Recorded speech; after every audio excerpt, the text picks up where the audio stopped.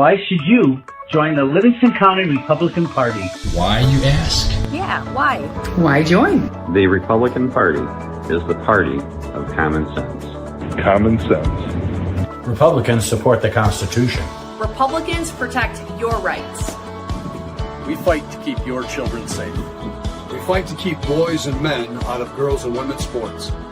We fight to keep boys out of girls' restrooms. We fight for you. What does the Republican Party do? We help Republican candidates get elected. Why is it important to elect Republicans? Why is that important? Why? Tell me, why is that important? Livingston County is one of the safest counties in Michigan. Livingston County has one of the lowest crime rates in the state of Michigan. Livingston County has the lowest tax millage rate of all 83 counties. Republicans work to balance the budget. Republican legislators vote against raising your taxes. Republican elected officials believe in transparency.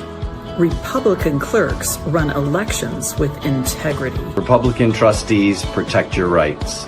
Republicans support our veterans. Who can join? If you are conservative, we want you in our party. All conservatives are welcome at our table. Join our activities. Join the fun. Become a member. Join us now. Hi, I'm Deb Drick, Chair of the Livingston County Republican Party. Our conservative message has been very well received in Livingston County, and I'm so happy to share with you that people are stepping up right and left to help. The only thing's missing is you. Come join our mission. Come join our fun. Go to livingstonrepublicans.com and click join. You'll be glad you did. Someone once said, where your treasure goes, there also will be your heart. What kind of world do you want to invest in? Do your investments fund industries that tempt people to harm relationships? What if you could be more intentional with your money? What if your investments built content that enriched others' minds? Jason Huntley, CFP, has been guiding families for 30 plus years to plan, invest, and build for the next generation. Scan the QR code now to make that first step to investing intentionally.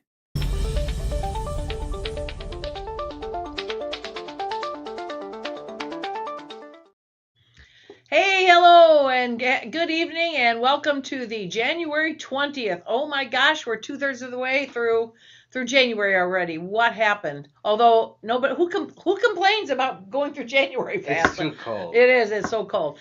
Welcome. I'm Deb Drick. I'm the chair of the Livingston County Republican Party, and I'm very happy to introduce our two guests tonight. We have welcome back Chris Long, Michigan Republican Party Vice Chair Grassroots.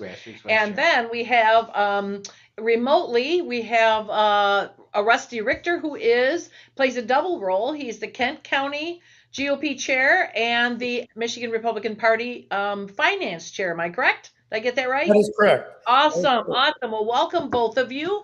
And we've had some Rusty and Chris do a podcast. What's the name of your podcast? Grassroots Strong, and they do a Monday morning recorded podcast, and it's very interesting, and I've listened to it, and they were talking about that old argument, and those of you who have listened here before have heard me talk about how much I hate the establishment versus grassroots. I don't even like those words. Everybody's a Republican, move on. But unfortunately, there's that does exist. So they've had some good conversation, and so I've invited them on the podcast to kind of talk about it here and kind of weigh in. So just so you know, Deb, Grassroots Strong, Chris is Grassroots, and I'm Strong. Okay. He's the establishment. Let's get this straight. Okay, all right. To provide balance. Okay, all right. So the scale does this. All right, that's good news. That's good news. I was Grassroots before Grassroots was. Well, it's funny too, because I have been part of our local party. All long through, I don't know, probably 15 chairs now. It's been quite a while, and I remember. 90s maybe, when the Ron Paul kind of takeover, when the Tea Party first kicked off. Sure. And it kicked off like from behind. I just remember going to a convention that used to have 12 people there, and all 12, we used to beg people to come and be a delegate.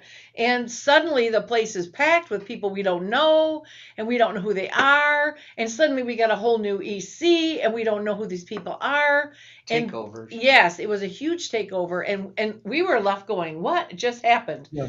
And so, and it's funny because a few years ago when there was another kind of takeover, those same people got booted. And I remember some of those same people saying, oh my gosh, all the years we put into this and we were just kicked to the curb. Yeah. Yeah. Well. Because there's always tension within, usually within the Republican Party. And I'll tell you why that's good. That's good because when tension is, for example, in a marriage, there's generally tension between a husband and wife, and that creates a good, positive thing. My wife and I have been married 44 years. We've raised 6 kids. We currently have 26 grandchildren under the age of 13. So, oh my goodness. So you'll hear me talk about family quite a bit, but think about the Republican Party. You know, if we didn't have that tension between the different facets in the party, and man, can you get the different facets in the party are like a diamond, you know, and you look at a diamond, it's multifaceted. It has many different sides to it. If it was just flat, it'd be boring. It wouldn't be effective. So I'm real tight. You know, I started in the Republican Party. The first presidential campaign that I worked was Gerald Ford in 1976. And remember, Gerald Ford was from Kent County. Yep. So that was, if you think about it, this year it will be 50 years that I've been involved in the Republican Party. So I've seen, you know, the Ford guys didn't like, the Ford people didn't like the Bush people, you know, right? But the Bush people didn't like the Reagan people, you know, and by the time, you know, Reagan ran against Ford in that race, that's where I first met Ronald Reagan. It was interesting. 4 years later in Detroit, by the way, in 1980, he became the Republican nominee and picked Bush for George Herbert Walker Bush for his VP. And that was a coalition. You know, they build coalitions, and when partnerships, I'm in business, so I have a lot of partnerships. When you build coalitions, it's an exciting way to expand the party, to expand the victories that we can have. We're much more successful when we band together. So Deb, what that means is, Chris, I don't have to agree with you guys 100%. You don't have to agree with me 100%. What we do is we find common ground, and we don't throw away the core. You know, we need a core about who we are. You know, and I know what that core is for me. Mm-hmm.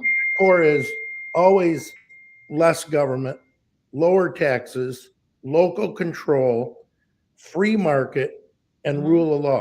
You give me those 5 things, Deb. That's right.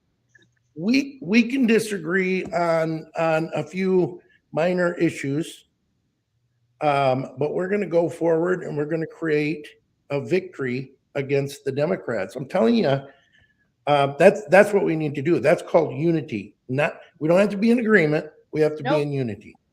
Right. I agree. You know, and I don't care if it's politics or if it's organizations or it's governmental entities. You know, you always get that new and the new coming in and the old, and there tends to be, you know, friction and war.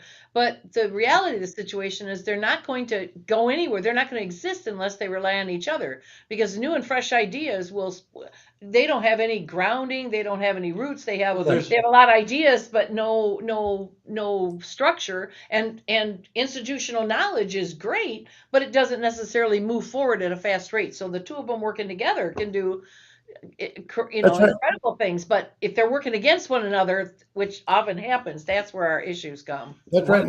My wife and I, for example, we homeschooled our 6 kids. So back in the day, I mean, we homeschooled before it was legal in Michigan to homeschool. Wow. And we remember when the truancy officers would come and knock on the door. Yep. And if your kids were home, you would get arrested. There were friends of mine, the DeYoungs in Allendale, Michigan, were arrested. David Coleman, many of you know that name, was one of the attorneys that defended the DeYoungs. That was back in the early 80s. We watched that. It wasn't until 1994 with a governor named John Engler who legalized homeschooling. And yet, as the new people come now, what are they called? The grassroots now come in, and they want to accuse me of not being conservative. And I mean, I homeschooled my kids, and I'm probably much more conservative than they are many times. But what we need to do is find out where we agree. And it doesn't matter, Deb, for example, and I don't know you very well. I mean, we know each other a little bit. We see each other at conventions, and we're both county chairs, and we've got a lot in common, but I have no idea. You might have sent your kids to a public school, and that's okay with me. As long as you were involved in their education and involved in the thing. I homeschool. Does that make sense? And it does. The point that we agree is you should have the freedom to choose where you want to send your kids and how you want to educate your kids. That gets to the Republican core of who we are. Sure. And so I hope that makes sense, Deb. I'm not sure if it makes.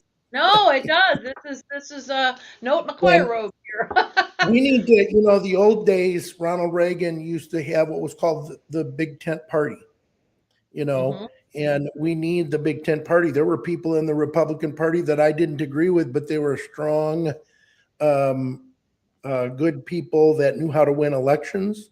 They were people that knew how to raise money, and it takes money to win elections. You've got to have like that or not. Right. That's right, Chris. I mean, whether you like it or not. And when I first got involved in the party, all I could do was they loved me because I could bring in the volunteers. Because we homeschooled our kids, we had a vast homeschool network. Somebody called and said, hey, we've got a parade or we're doing something and we need 25 or 35 volunteers. My wife and I could put them together. And we'd have homeschool families all over the place. And we could, somebody wanted to go to Mackinac and make sure they had enough people on the island, walk around the signs, different things, back in those old days. He was the grassroots. Yeah. Well, we'd bring up, I remember getting Greyhound buses and bringing up 2 buses full of volunteers. That's what we did. Wow. I mean, we were the grassroots people. Well, after 25 years of that, pretty soon we got to know a lot of the donors, and now I'm considered the fundraiser of the party. So I'm clearly not grassroots anymore. I'm this establishment freak, and but you know what? We need the establishment. We need the elected people. We need the 4 legs of the chair. Yes. Or the chair is, you don't want to sit on a chair with 2 or 3 legs. No, correct. No. And so the 4 legs are the grassroots. They're an amazing part of our party. Heart and soul. And the establishment is an awesome part. We need that experience and that history. And the donors can't do it without money. Ronald Reagan, again, very conservative guy, said the mother's milk of politics is money. That's right. And then, you need the candidates. And the candidates, they're probably the most misunderstood leg of the 4, because once you're elected, you've got to cast votes and do things to appease your constituents and to appease your own core. And yet you've got to find candidates that are electable and all of that. So those are the 4 legs of the chair. And without any one of those legs, we don't function good. Agreed. Yeah. So that you jumped on a word there. I saw you. Can't look at you. This is a hostage video. We have a rule here. We have a rule. We talk to the viewers, right? And I constantly tell the people on my left always look at me to talk to me, and then I kick them under the table because they've done that. Good So for you. you go back and watch last week and watch Ralph Rebrand jump every 3 seconds because he looked at me. Or Mike Rogers start laughing in the middle of the sentence because I kicked him. So yeah, Mike Cox got a whole Anthony Ferlini is completely bruised on his right side from me kicking him the whole time. Well, I'm glad I'm not right there in the studio so I get kicked. Yeah. But anyway, so let's talk just for a minute. You said the magic word there, electability. Yeah. What is electability in your mind? Well, we need electability. We need to realize that if we don't have electable candidates, Correct. we're not going to move our party and therefore our ideas forward. So there are many within the party, Deb, Chris, you know this, that have the view that you have to be a purist, okay? And that purist mentality is going to lock a lot of people out. If, for example, back in the 80s, I said the only way you can be a good Republican is if you homeschool your kids. Follow my thought on this. Right. And I would you're not really a true Republican unless you homeschool. That happened to be what I believed for me. But, we took a broader stance because there were many people that thought, hey, it's time to fix Christian school. There were school of choice. There's charter schools that were a good idea. Private schools. I mean, homeschool is one element of education. One way to educate kids. For me and for my wife, we thought it was the best for us. But what do you There's think? also some parents that shouldn't homeschool. No, Correct. No. But in your mind, Yes. what do you believe makes a candidate viable? Because I Or, just made or go the other way. What makes a candidate not viable? unelectable. Sorry, Well, when it unelectable and look- electable, viables, whatever. I used to have a T-shirt. I used to have a T-shirt in the old days, and it simply said "Curb your dogma." Now I'll explain to you what that means. If you go to church, if you're in, if you're a person of faith, you understand that if you're dogmatic about one belief, Correct. you're going to get hung up, Yep. and you're not going to move the faith forward. And it's the same thing with the Republican Party. Curb your dogma. I mean, yeah, I have some extreme views on some things in business. I have some views on things that are different than most people. I've been quite successful, but I can't demand everyone has to be exactly like me because I probably represent, I'm just having fun. Let's say I represent 12% of the people.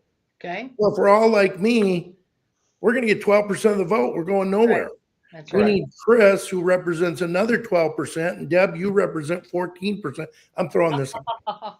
Pretty soon, now we've got 36% between the three of us. We get 2 or 3 more people, and we can run the tables. Agreed.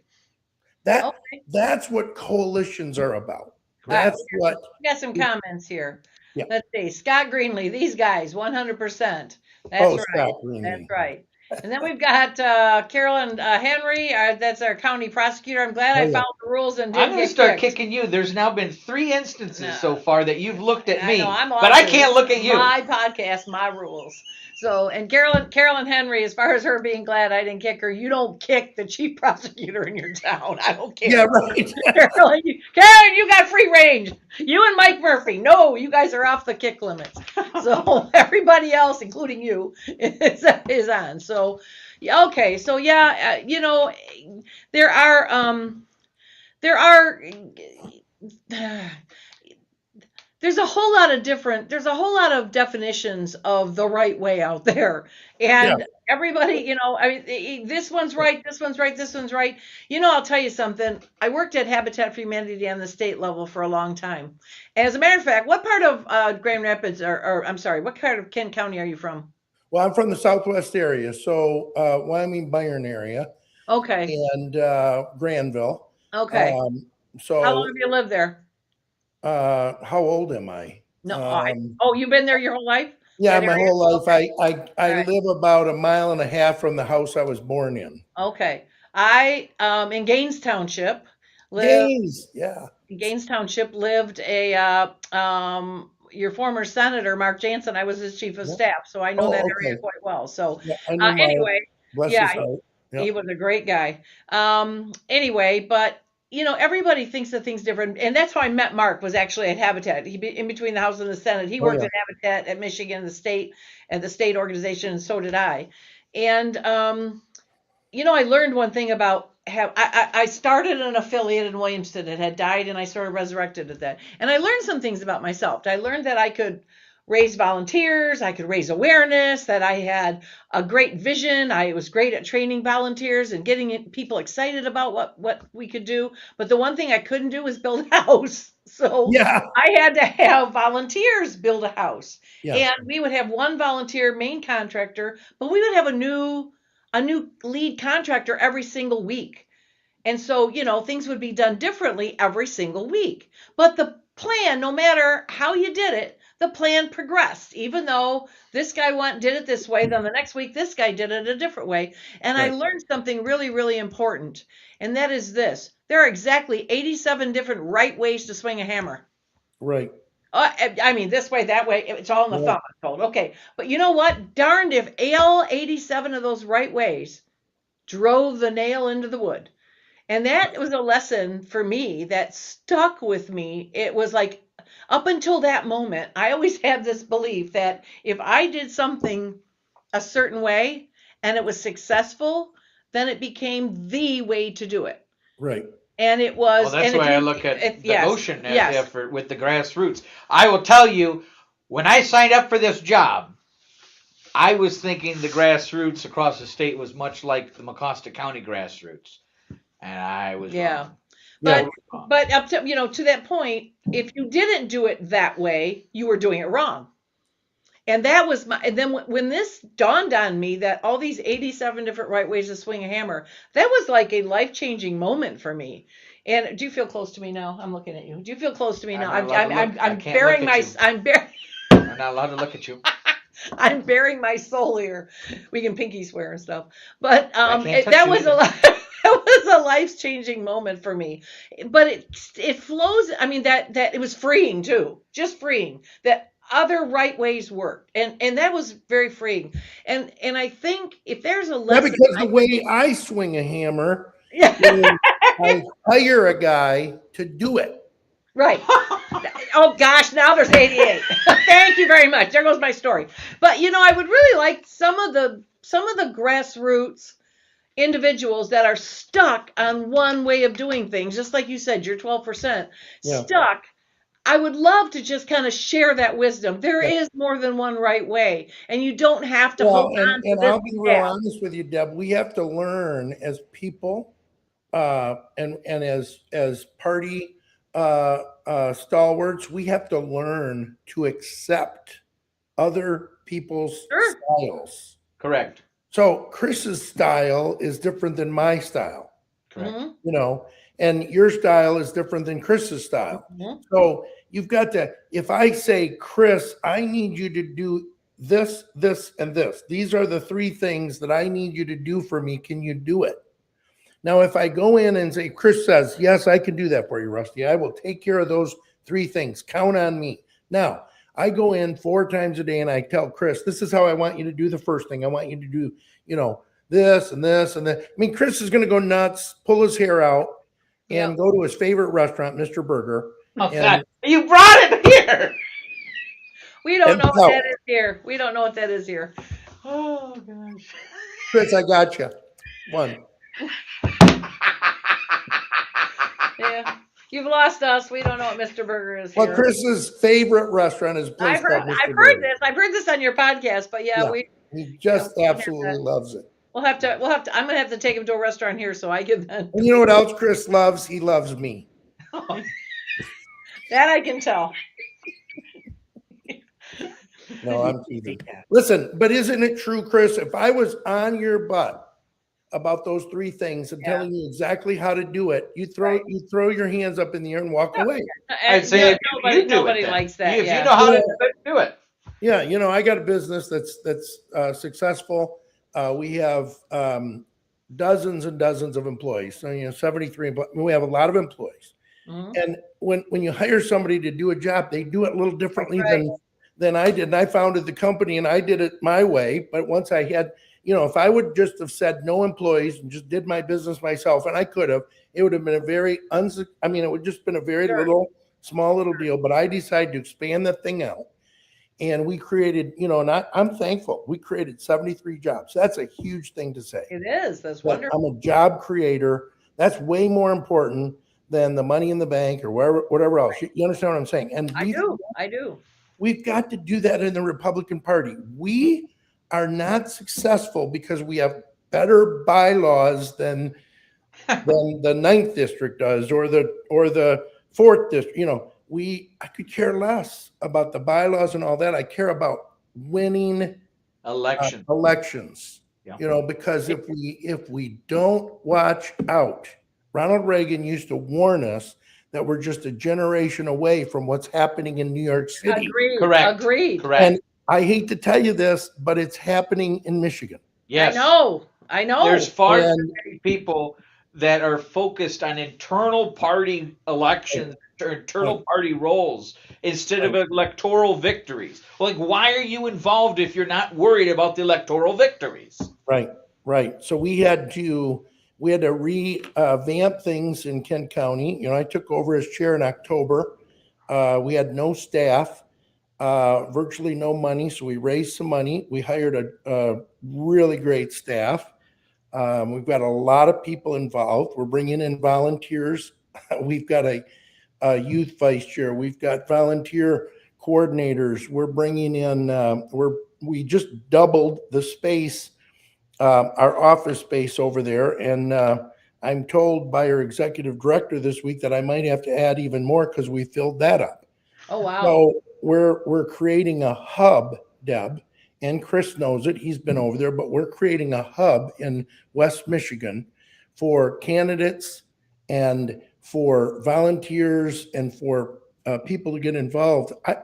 I'm getting calls. I got a call today from a prominent person who said, Rusty, you're doing an outstanding job. And I'm wondering, I want to get behind raising money so we can go after Congressman Hillary Scholten. And you know what? That's what we need to do. Yeah, sure. We need to start attacking the Democrats. I stood up. Chris was there at the last meeting, and we put in some changes. It was an outstanding vote. I got one vote against me, but I declared that the infighting is over. Was it Chris? It wasn't Chris. I declared that the infighting is over. I declared that we're in unity, and unity is a weird thing, Deb, because a lot of those people that voted with me that night weren't necessarily agreeing with me. Does that make sense? No, I do. Oh, yes. So, I don't have to agree with President Trump, but on everything, but I vote for him.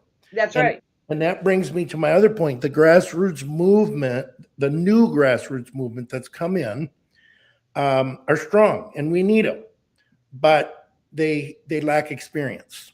Correct. And because they lack experience, years ago, Deb, you said you were working with Mark Jensen. You probably remember a guy named Peter Secchia. Secchia, yeah, absolutely. Oh, Peter, guy. Peter used to, my last name is Richter. Peter used to talk to me when I first got involved in politics, and he'd point, his finger right in my chest.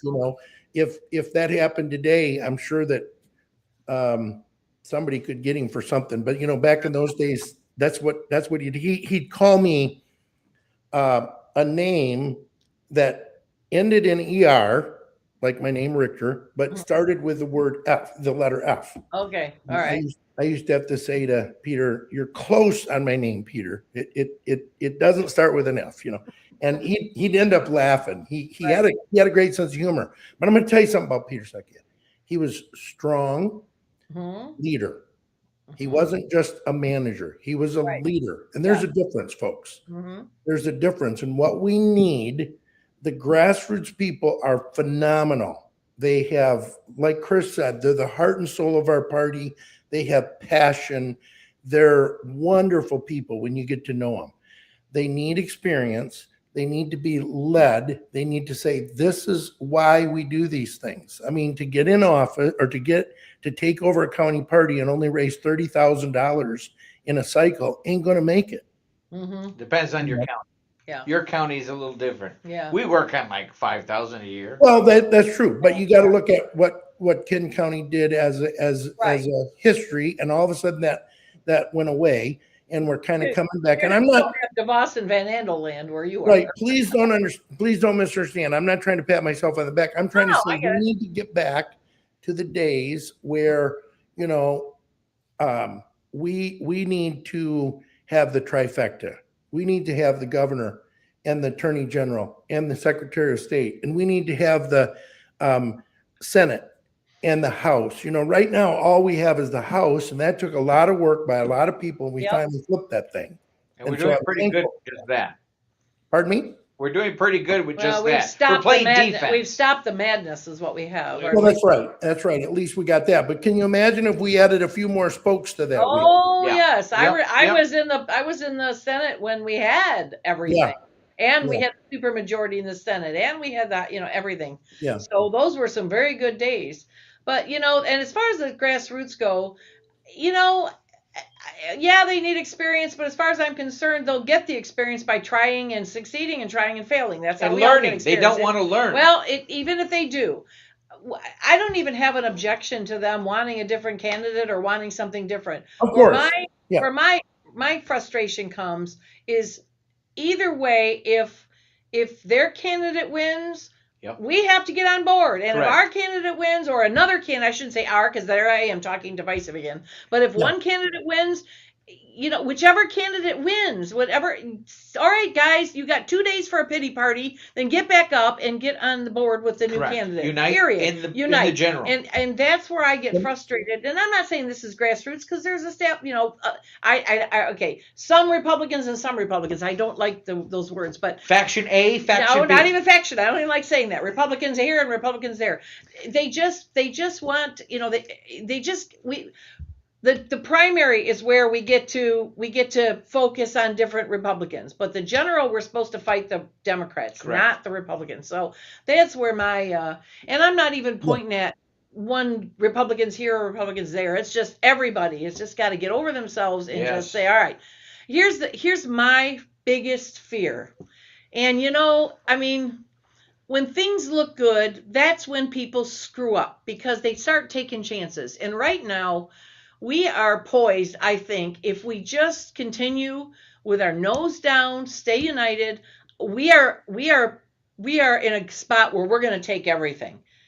The only thing that's going to stop that from happening is if we do something so egregious or so stupid that we screw ourselves. Correct. And I'm more worried about us screwing ourselves than I am about the Democrats doing something to beat us, because I don't think right now they've got the same crazy rhetoric and the extreme views and everything else that lost them last year, or 24. I'm okay. I'm totally okay. And they're doubling down. And they're doubling down instead of saying, you know what, maybe we shouldn't have pushed so hard on those little boys and little girls' bathrooms. Maybe that really cost us. Nope.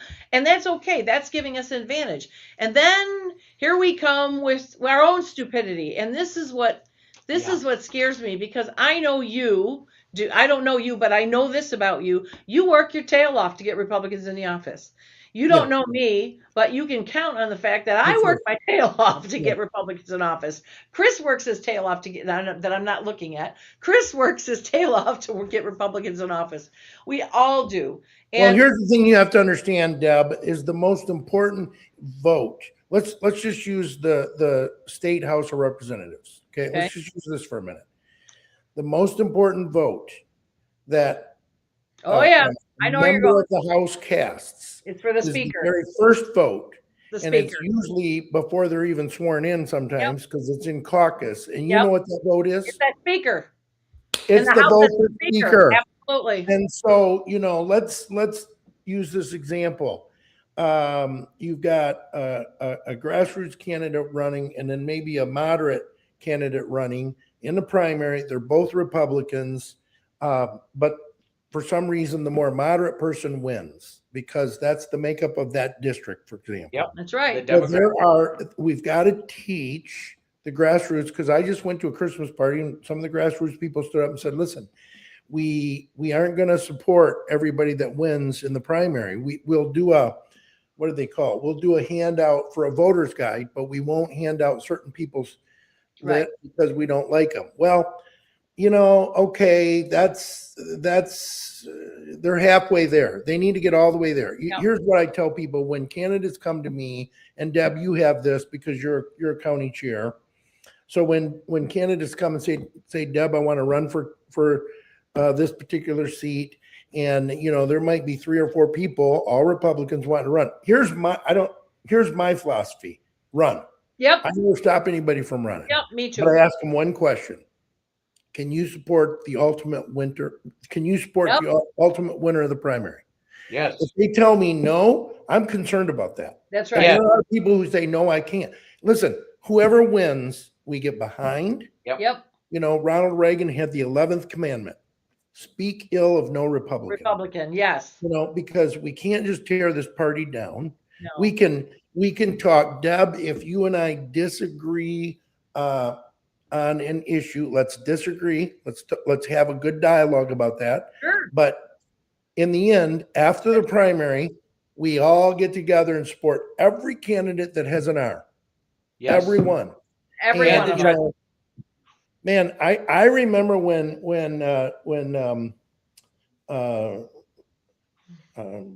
Governor Engler won, and there were people out there that said he's not the most conservative, and which I find hard to believe because I think he's quite conservative. But this guy, they didn't like the fact that his first tax cut, Deb, was so small.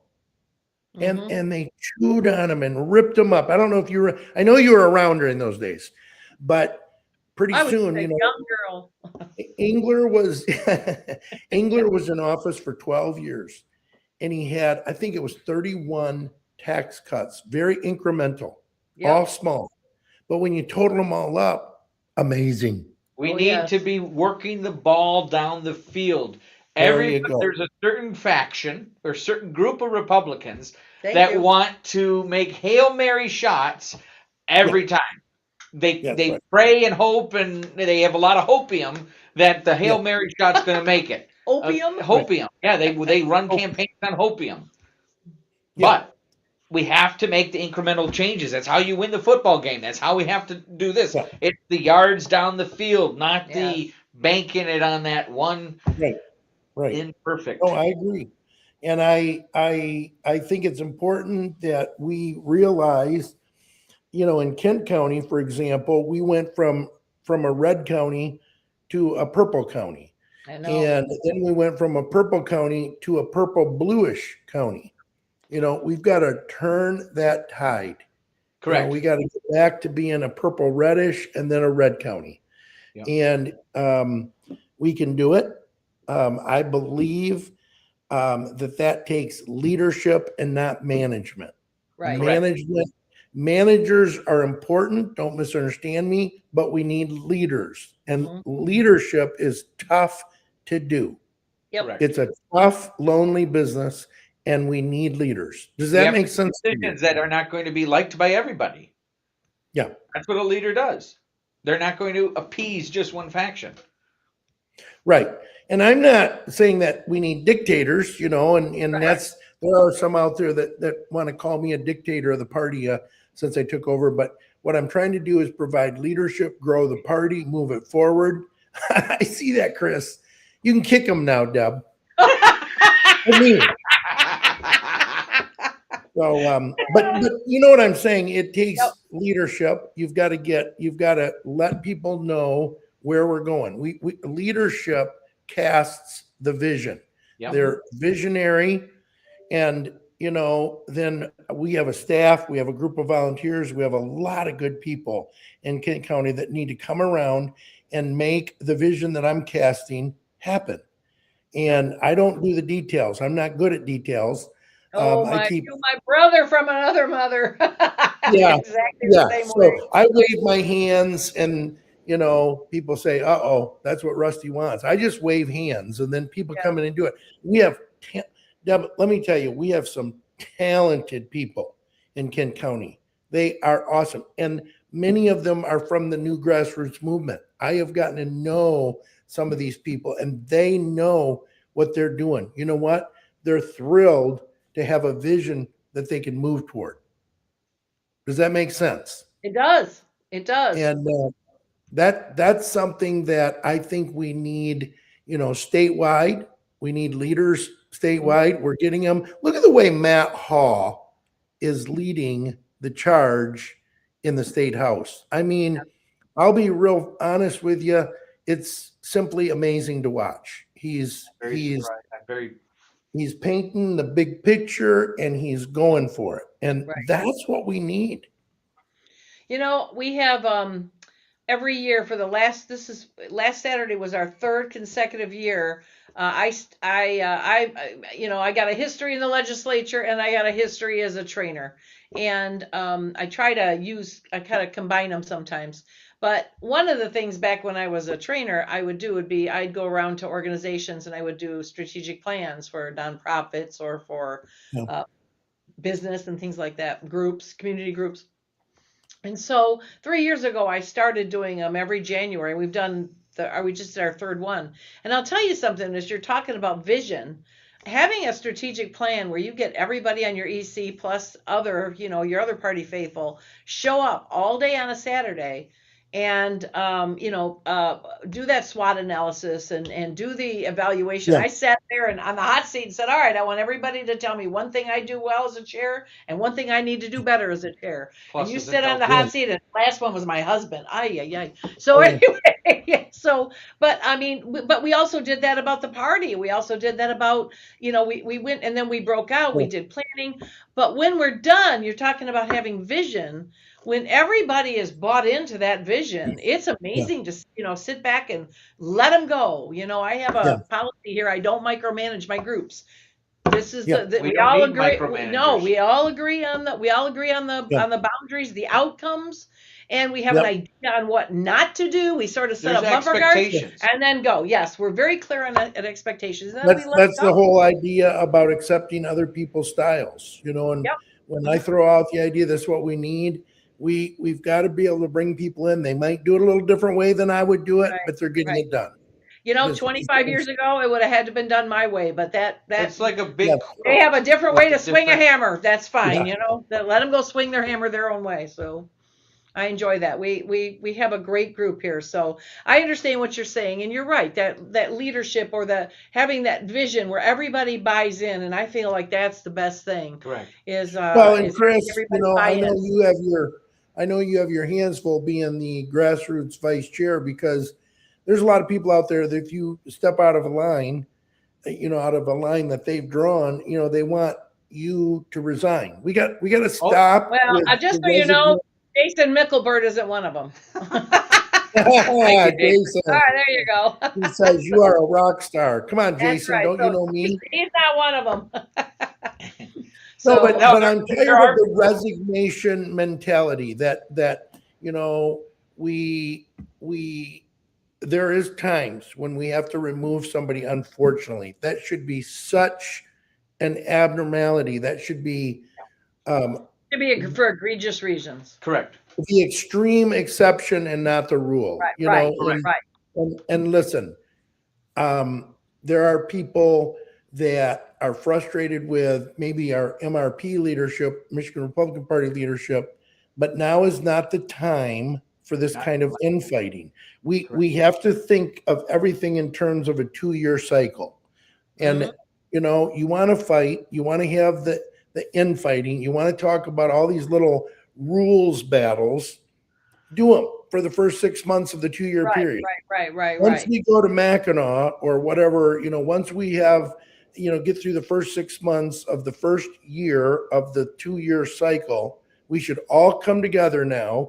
And now is in this where we're at now, we're in the last half of the cycle. Yeah. 10 months from now, we're going to have an election.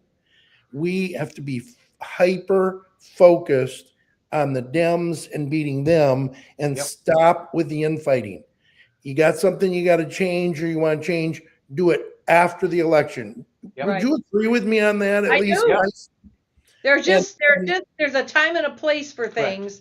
And I mean, like I said, if our leader was, and this is, in no way am I saying this, but I'm just to give you an extreme example. If Chairman Runstead were caught siphoning money or, something like that. Now that's an extreme situation. That's but just because you disagree with his choice here or his plan here or whatever, shut up, move on. That part, everybody voted. There was a vote, move forward. That's it. Disagreeing over and over and over and over is just, that's foolish. That's a waste of time. Yeah, what we need to do is at this point, we need to get behind our leaders, whether we like them or not. Yeah. We get behind them. I was telling you about Peter Secchia. I didn't like a lot of stuff that Peter Secchia did, but I soon learned that he had a lot of institutional knowledge, a lot of experience that he put into me and others too. I have people like, Betsy DeVos and Terry Land and Chuck. Yeah, I could go on and on and on, just name you oodles of people. And that's why I hate making a list, because I'm going to forget people. But you learn from all these people, and then you think after they've passed away, like Peter Secchia, I wish I could bring him back and have a discussion with him, because he had a lot of wisdom, whether you agreed with him or not. Oh, I know. And we need to get behind our leaders. Trump is not perfect. Nope. Many of the people running for office, we've got a lot of people running for government. Whoever wins that primary, we need to get behind them. Yep, agreed. And support them and show that we can put this house in order. And we have to get behind our district chairs and our county chairs and our state chair. We need to show true humility, and because that's what's going to make us powerful. If your phone rings one more time, I'm getting on an airplane and I'm coming down there to take that phone away from you. I know, doggone it. They just sent you can cut that off for a minute. What they did is they just sent the email out for our convention, our county convention. And so if you accept the email, we don't have to mail you. So all these Dutch people in Kent County, and I'm Dutch, so I can. Oh tease yeah, them. are you guys part of that Dutch mafia? Everything is saving us a bunch of mailing money. So we're making money for the Republican Party. Mark used to say that all the time. I'd say, why don't you want to do this? Because I'm Dutch. That's right. That's right. Yeah. So yes, I remember Mr. Secchia. He was definitely part of that West Michigan Dutch mafia. Yeah. When I first talked to him, the first time I met him on the phone before I ever met him in person. He called because he wanted the senator to do something, some kind of PAC or something on the side, work with that. And he's talking to me and he's like, you don't know me. And he's talking to me and he spent 10 minutes telling me all about himself and how, I might just yell or I might bark. And I finally said, Mr. Secchia, I am not a lily. You are not going to scare me. Yeah. You're not going to scare me off. Go ahead and say what you got to say. And he just started laughing, and we got along after that. But he spent 10 minutes warning me about himself and how he was. Yeah. Dude, you're not going to knock me over. Go ahead. Did you receive any faxes from him? No, he wouldn't have sent them to the Senate. Back in the days, we had fax machines. So this was before emails, and you would get a fax that would come over, and it'd be a upside down smiley face. So it'd be a frown face. Right. And that's all you got on the fax. And you knew you were in trouble with Peter. And as much as you wanted to call to find out what you did, you were smart if you didn't call. That's right. All right. No, I didn't meet him until after the email days, so that was okay. Yeah. I don't think I ever got anything from him. But he wouldn't have sent that to the Senate anyway. I don't think. But it was a powerful county back then. It's a powerful county now. Now listen, we need strong party apparatus. It's very important. The party apparatus. I used to tell people that there's two types of politics. There's politics to be a candidate to run for, state senate or state rep or county clerk or whatever, county commissioner, that's politics. I get it. But then you run for an office in the party, that's politics. Yes. It's a different brand of politics. Yeah. But I'll stick with working with the other candidates. I have, I was talking to, I recently talked to Vance Patrick for the very first time, and he said, Sure. "Why haven't we ever met?" And I said, "Because I'm a county girl. I keep my nose in a county, and I respect what you guys do on my neighbors on my other borders, but that's, I don't stick my nose in what you're doing. That's why." So anyway, it's I appreciate one thing I've sort of been talking to Kelly Sackett about, and I've talked to Jessica and I've talked to other people. At Habitat, I worked for that state organization, and we sort of oversaw all the 83 affiliates in the state. What we used to do is we used to have best practices meetings and best practices trainings and things, and I ran it by Jessica, I ran it by Kelly.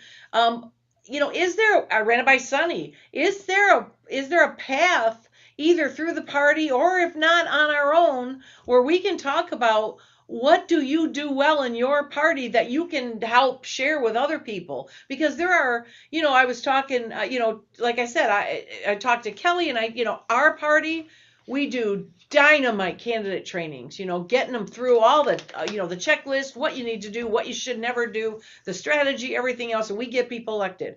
I don't know how to use data to save my life. I'll tell you how to use data. Well, but I'll tell you another good thing on an event is District 8 just had a roundup that brought in the candidates, and they had these forums, especially for District 35, but all the districts need to be replicating that style of event to get the people organized and discussing. And it was a 2-day event. They provided dinner, and they provided lunch and breakfast. It was great. But those type of things also, people need to be replicating. That's what I'm saying. We need to be talking. Different chairs have different strengths. Some do great websites. Some there's the truth what you just said. Yeah, that's the truth what you just said. Different chairs have different strengths. I love Annie, Delisle from the 8th district. She's a good friend of mine.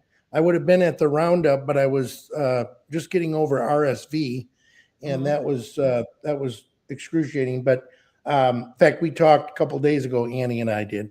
But Kent County is different than Livingston County, Deb. Oh, yeah. You understand that. I do. So, if we just, so I like a lot of what you just said, but I'm going to push back on a couple of things. The last thing you said, I really liked when you said each chair has different strengths and different quality. I like that. So there's things that I'm strong in that Kelly Sackett isn't strong in, let's just say. Sure. Now there's things that she's really good at that I'm not so good at. So I might need to, and I'm as I'm getting to know you, hey, great. If you're good at candidate training, we'll, some of our candidates that need that, we'll get them over there.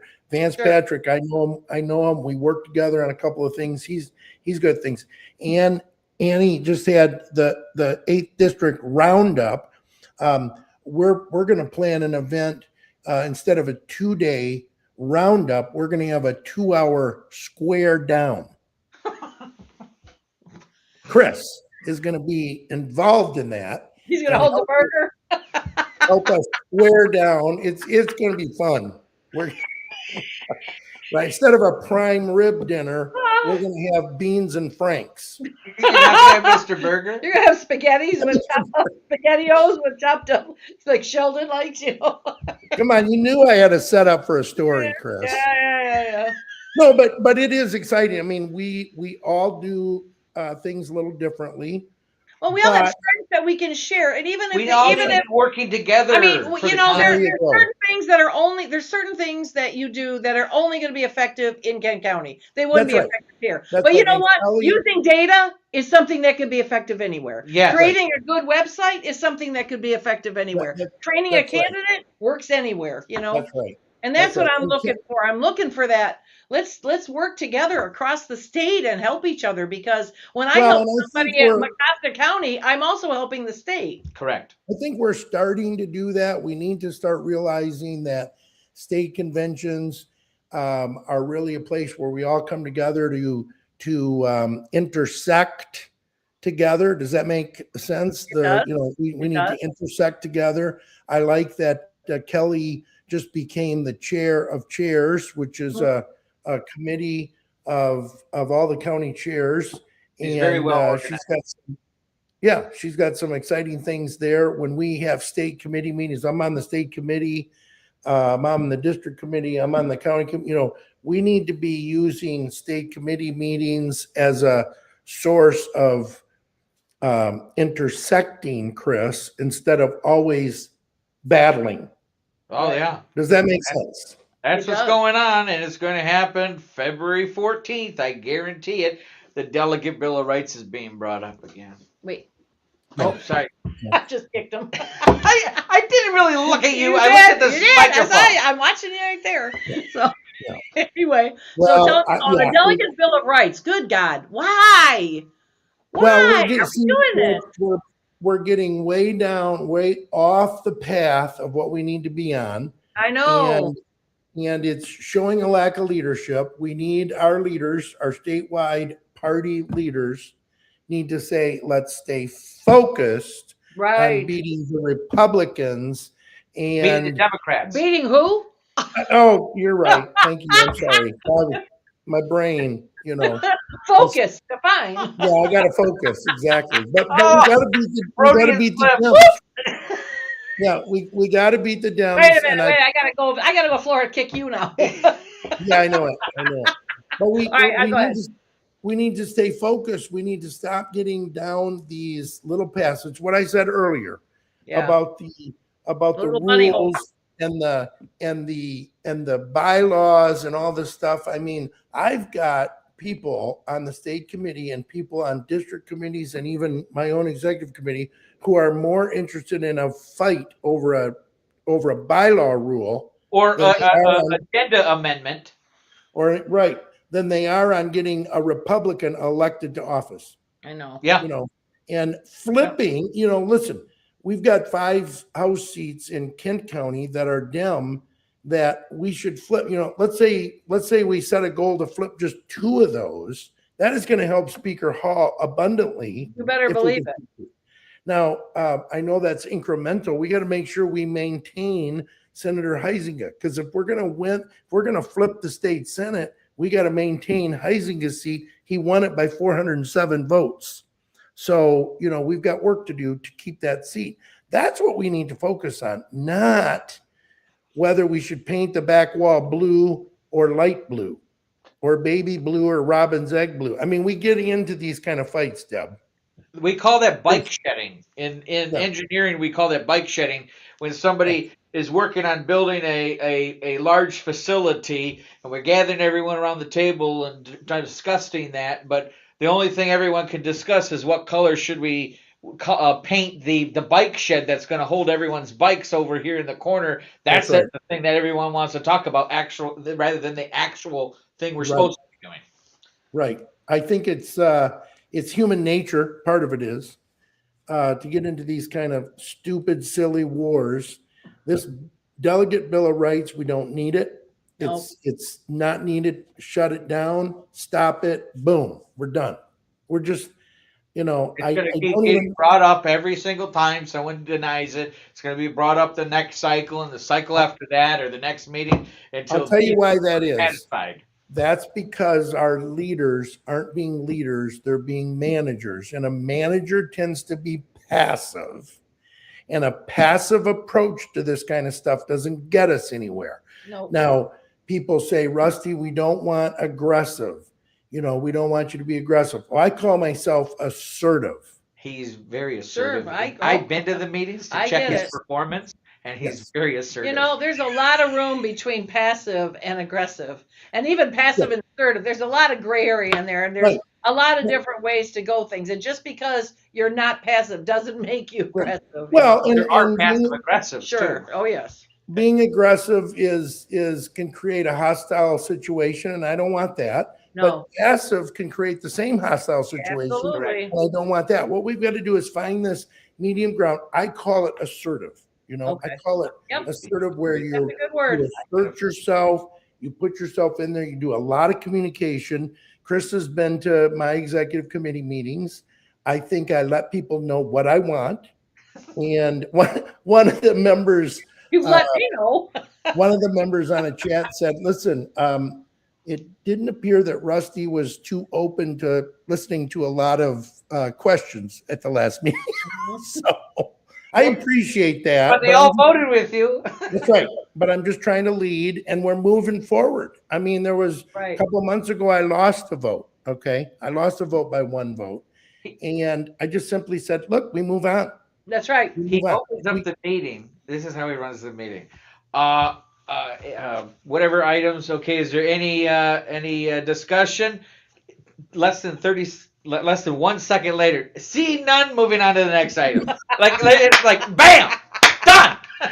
Well, Deb, we used to have meetings at Kent County that lasted 3.5 hours long. I mean, you know, I can go to church and my church service lasts 55 minutes, and you know, that's my salvation and my soul. And so we don't need 3.5 hour meetings where 1 hour and 45 minutes of it is to approve the agenda. Oh, I get it. I get it. You know, and this happens at state committee meetings too. I mean, it's like you just want to say, listen. And here's another thing, Deb. I'll be honest with you. A lot of this work, and Chris, I'm talking to both of you, but you know, a lot of this work that we're doing needs to be done at committee levels. Yep. When we go to the main, once the committee has spoken, you know, and taken their vote, we recently had a vote that went through the Elections Integrity Committee, and the vote was, I believe it was 9-4. Okay. Might have been 10-4, but I'll say 9-4. It was clearly 2-1 in favor of a proposal, a recommendation to approve a proposal or a resolution. And when it got to the main committee meeting, the main body, which is about 100 and some people, 110, I'll say, about 107, the chairman of that committee got up and said, you know, this resolution was passed at a committee and recommended for approval. And this was based, Deb, on 6 different meetings we had. We did all the work. I was there. It was a committee I was on. They did an amazing amount of work. We brought in 4 professional guests to talk about this issue. We made a decision. We did the work. We did the heavy lifting. And once the recommendation was made, the committee chair said, this is a famous, everybody's talking about this, so we're not the first. The committee chair said there were only 4 of us who had integrity. They were the 4 that voted against the recommendation. I tell you. My gosh. Chris, were you at that meeting? I don't think you were there, but I jumped across my seat. I almost was going to wring her neck. This is uncalled for. I want to go just to watch you. You can go as you're a county chair. You're ex officio. I'm going to sit in the back and I'm going to watch. You can go. Okay. There were a couple of my friends were there that just sort of held me back, but otherwise, you know, who knows what would happen. But this is uncalled for. We let the committees do their work. And so, you know what? 14 people on each side of this issue got up to speak on either side of the room. The meeting dragged on forever. We finally took the vote. We won it. It passed, which is what the committee did. But we've got to stop this kind of stuff. But then the emails continued on going on. Oh, yeah. That's exactly what I started by saying. We can't. Remember, I told you that we are poised to win unless we so stupidly make the decisions to sabotage ourselves. That's what's happening. Or, you know, unelectable candidates or people that will, you know, double down because their guy didn't. They'll stay home. You know, all that stuff that. I mean, God, it just is so. Well, this is what we're trying to do at our county levels. We're trying to say we've got some good committees. We got good committee chair. Let's get these things discussed at the committees. Right. You know, as chair, I assign them to the different committees. We let them work through the process and then bring it. And we're trying to back that committee system. And that's the way to go. That will get our wheels moving instead of just spinning in the mud. Right. Right. What's the overall agenda, you know, aside from this delegate Bill of Rights nonsense? What's the overall purpose? I mean, what's the overall agenda items for this meeting coming up. We have some important things to talk about on February 14. We recently Bernadette Smith was the co-chair. She resigned to run for Congress, and once she resigned, we needed to replace the co-chair. So at the last meeting, Chair Runstead nominated Sunny Reddy to be the co-chair, and we unanimously approved that nomination. I thought it was a good move for two reasons. I think it was important to give the chairman, the chair, what he wanted in order to lead and move his program forward. And secondly, I know Sunny, I don't know him, as well, but he was at least somebody who was credible, right? And can do the job. He sits on the Wayne State Board of Governors. I think he's doing some credible things, and we ought to let him be our vice chair. What happened is, Deb and Chris, is Sunny was the treasurer. So I'm driving home from Novi or Sterling Heights, where we had the committee meeting. I'm driving home to Grand Rapids, and I get a call from the chair. He says, "Rusty, you know what happened, don't you?" I said, "No." He said, "Well, once Sunny became the co-chair, he's immediately done being treasurer, and the bylaws state that the secretary is the next one to be treasurer." And our secretary said, "No, don't want to do that." So then, well, for whatever reasons, Dawn has her own reasons. Sure. So she said, no, she doesn't want to be secretary. She can deny it, well within her rights and within the bylaws. So then it goes to the legal counsel. According to the bylaws, the next one in line is the legal counsel. Well, our legal counsel, our current legal counsel, is had to refrain from being chair or treasurer because his law firm will not allow him to do that. Okay. So he had to say no. Well, guess who's the next one in line? The finance chair, and that's me. Okay. So I'm right now the acting, I say I'm the acting treasurer, but I'm right now the treasurer of the Michigan State Republican Party. It's a very interesting position because we're right now through all of our finance,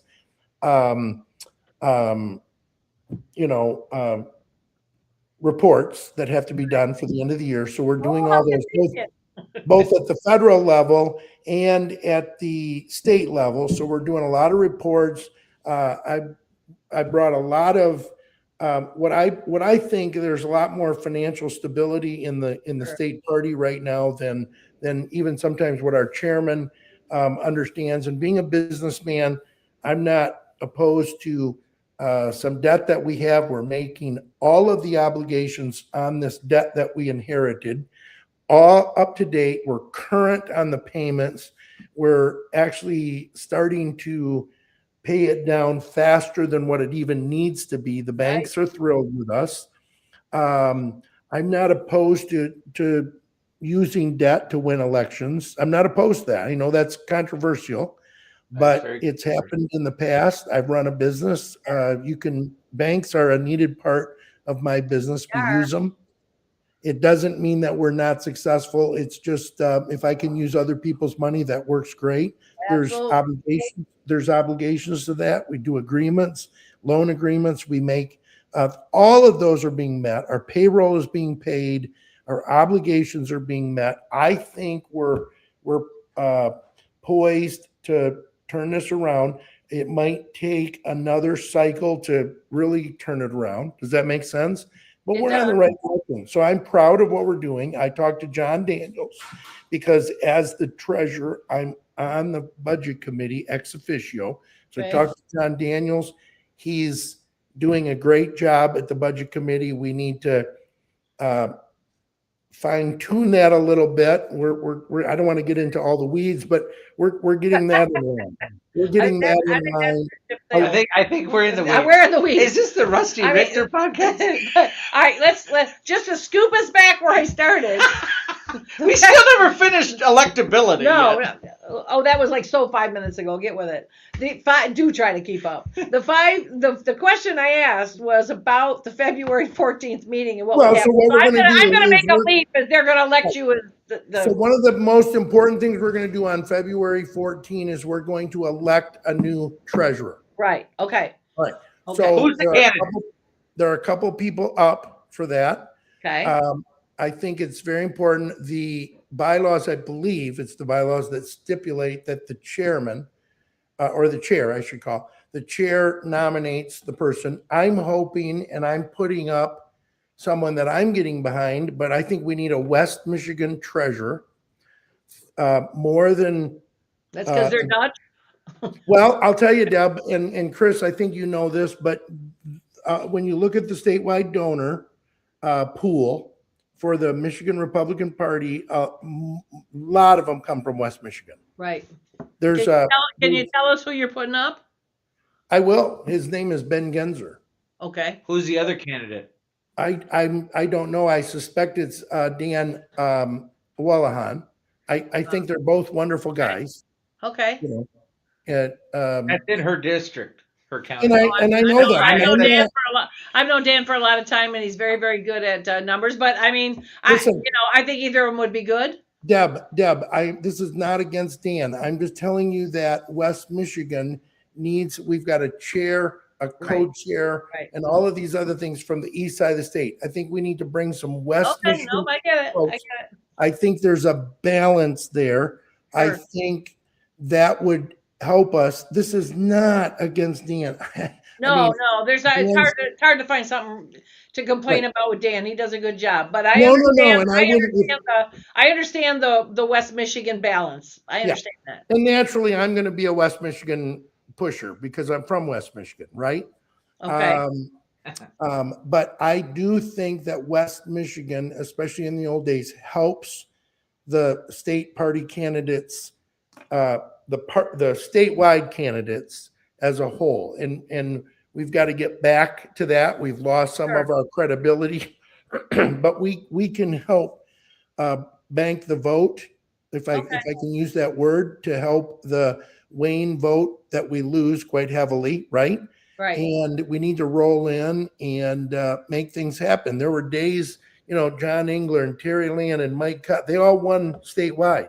Sure. We could do this on a regular basis, and Candace Miller won, and Ruth John, I mean, there's so many. Shooty won. We had statewide candidates that were winning all the time, and they were winning big numbers in West Michigan to carry over and just flood Wayne County, Right. and it made a big difference. We're not doing that anymore, and we need to get back to that. We can't leave West Michigan out. So what else is on that agenda? Is there any policy decisions that we should know about? Oh, dumb stuff like Chris just mentioned. I mean, the fact that we've got to vote on this stupid delegate Bill of Rights. It's There is one good thing. What? We need a amendment to ensure that the vice chairs, the co-chair, and the chairman of the state committee do not vote on the subcommittees, because that became a problem this year. Where the because co-chair you're votes. ex officio, right? Right. The ex officios are not members of the subcommittee to be able to vote. And so somebody had a grand interpretation, a new interpretation, which voided precedent and Robert's rules or whatever. Okay. And they voted as the co-chair. Okay. And so that caused a lot of animosity. Yes, when it did. and it was involving the Delegate Bill of Rights. Yeah. Which won by one vote. Right. Which was that person's vote. And it is very frustrating. What the vice chairs and the chair should do is attend the meetings, speak at the meetings, try to sway the voters. We can make motions. That's right. But We can't vote. Yeah. No, Yeah, it's problematic. Right. I think overall, though, we probably the biggest thing that I'm looking at is getting in the right treasurer. We need to build a team. We need to build a team that raises money. I don't want you to think that we can just take our hands off the wheels and coast for the next 10 months. We have to get down and raise money. It's the first thing that any chair has to do is raise money. That's the first. I think it's the only thing sometimes, but that's, Agreed. We got to raise money. We have to have money in the bank to run these races. If you don't have money, we don't have a party, really. We don't have money. Right. And you ran Mark Jensen's campaigns or were involved in them. Yeah. If he didn't have the money to win those races, he wouldn't have won. Nope. Correct. Nope. That's exactly right. No matter how much you don't like it, you have to spend money. How are you going to pay for mailers? How are you going to pay for text message, phone calls, phone banking, billboards, ad TVs, ads on your streaming device, literature that goes to the door knockers, literature in general, or posters, placards, yard signs? How do you pay for any of that without any money? There are people, and Rusty, that have literally stood up in meetings and said, we don't need money. Well, I had that happen. A month ago, we were at a meeting. I think Chris and I were both there together, and somebody stood up at this meeting at Christmas time, and they said, we don't need money. If God wants this candidate will get through. And I went to that person and said, listen, I know what church you go to.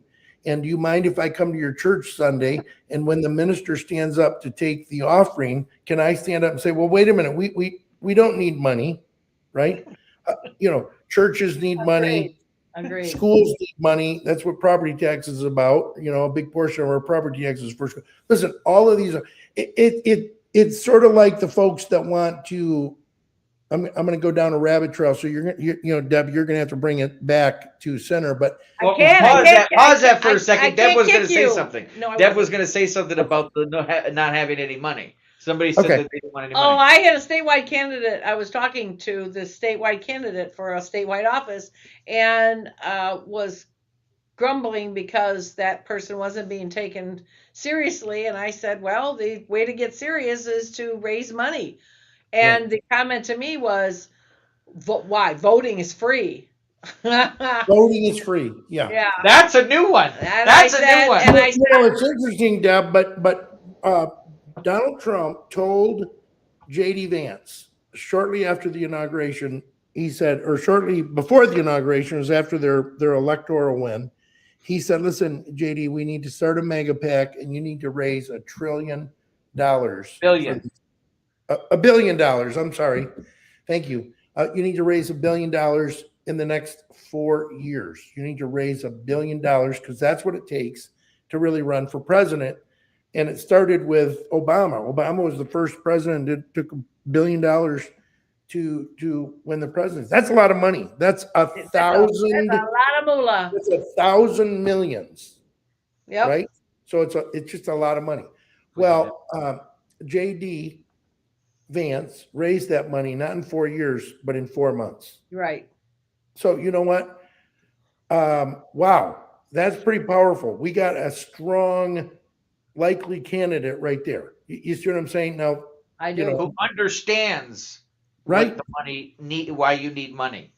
You need money. And I worked with a candidate, several candidates. I've worked with candidates through the years, and I have candidates that come to me and they say, Rusty, I'm currently, the county clerk or whatever. I'll just make them. And I want to run for reelection. How can I keep my position? I'll say, listen, the first thing we want to do is raise you a bunch of money.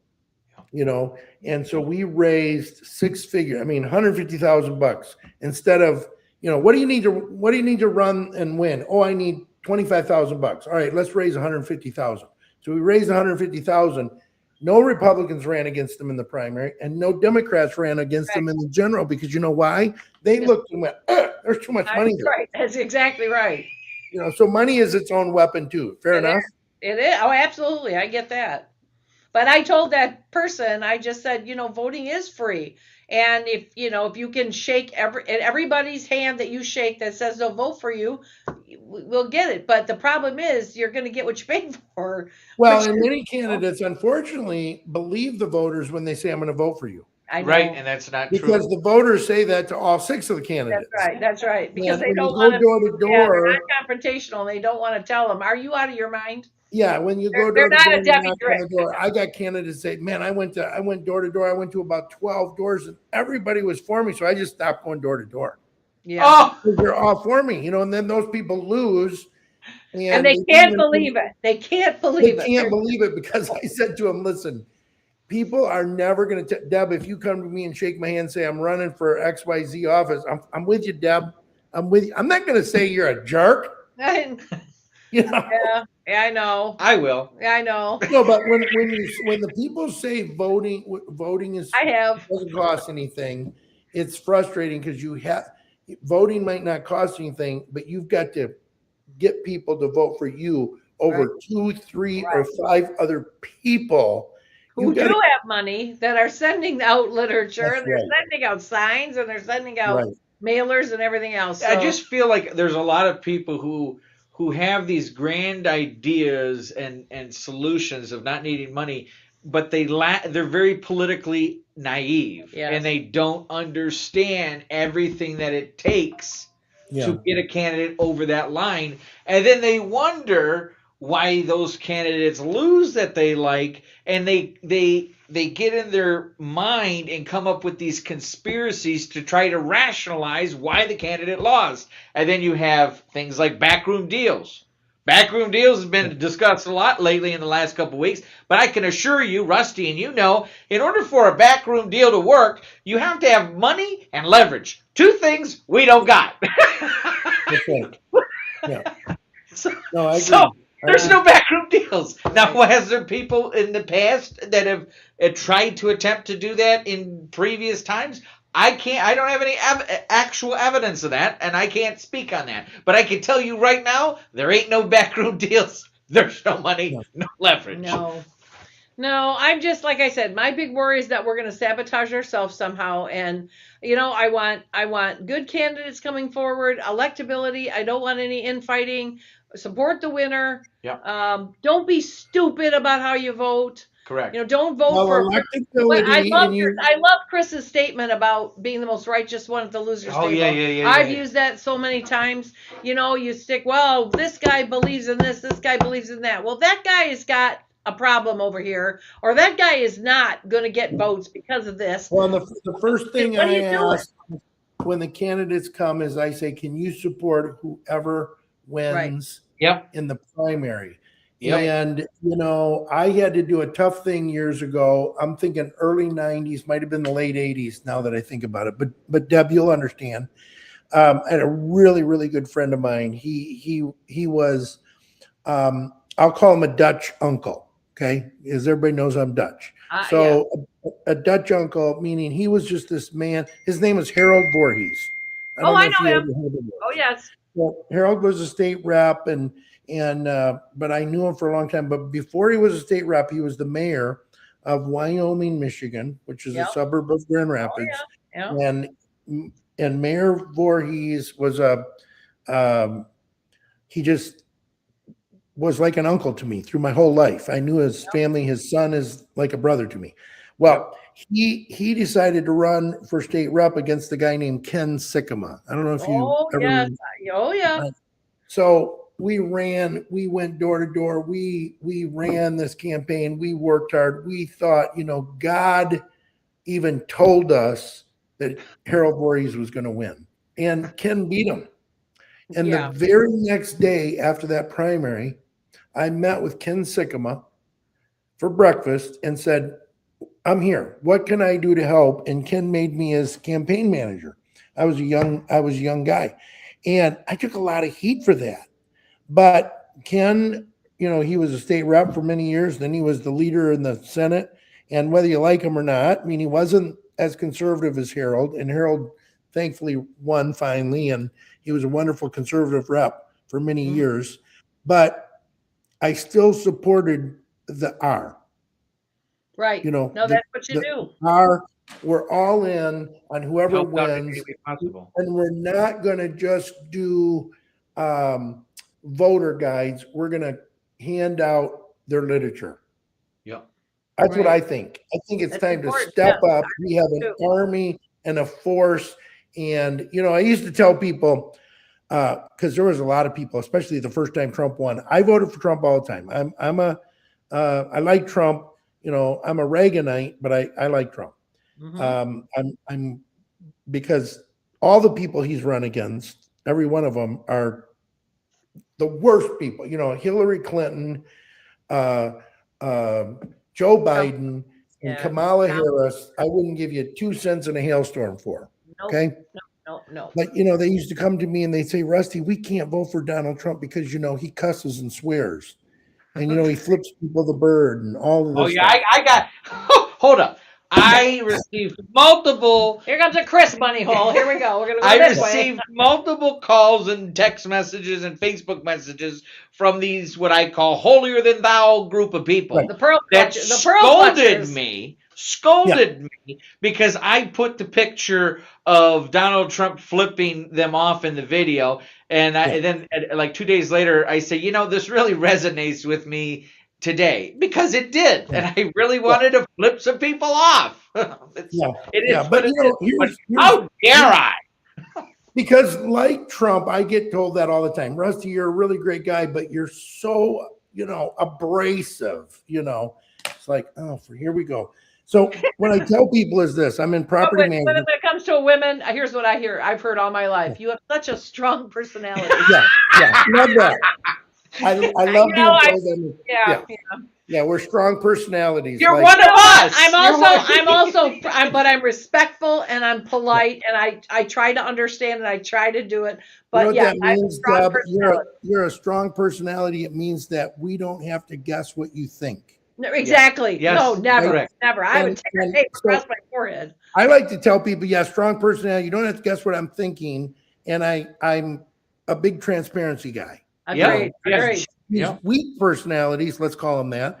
You never know what they're thinking. You never know what they're going to do because they're not transparent. But anyway, I tell this story because I'm in property management, commercial property management, commercial real estate. And, so the people call and say, we got a squirrel. We rented to a bank, a well-known bank. If I said the name, you'd know them. And they called one day and said, we got a squirrel in our wall. He somehow got in the wall and he was scratching in the wall and we got to do something about it. Well, I first called all the really nice guys and they drove up in their brand new shiny vans. They got out and they had nice clothes on and you didn't see their butt crack. And they came, they looked it over and, Rusty, it's going to cost, $30,000 to get that squirrel out. And we're going to have to close the bank for 10 days. And we're doing all this and well, the bank can't close for 10 days. No. So I finally got down to the bottom of the list and I called the guy and seriously, his name wasn't this, but I'm going to make this up because but his name was something very similar to like Bubba. Yeah, but Billy Bob Bolo. And he pulls up and his pickup truck was beat up and there's no wheel covers and I don't even think the tires match. But anyway, he pulls up and he gets out and he looks around. He says, what time is it? I says, well, it's 4:30. He says, when's the bank close? I said, 5:00. He says, let them know that as soon as it closes, I'll have that squirrel out of there and they can open up tomorrow. I says, wow. How are you going to do it? Well, the bank closed and he took a shotgun, blew a hole in the wall. Oh my God! You cut the drywall out, got the carpet out, patched it all up, and the bank opened in the morning.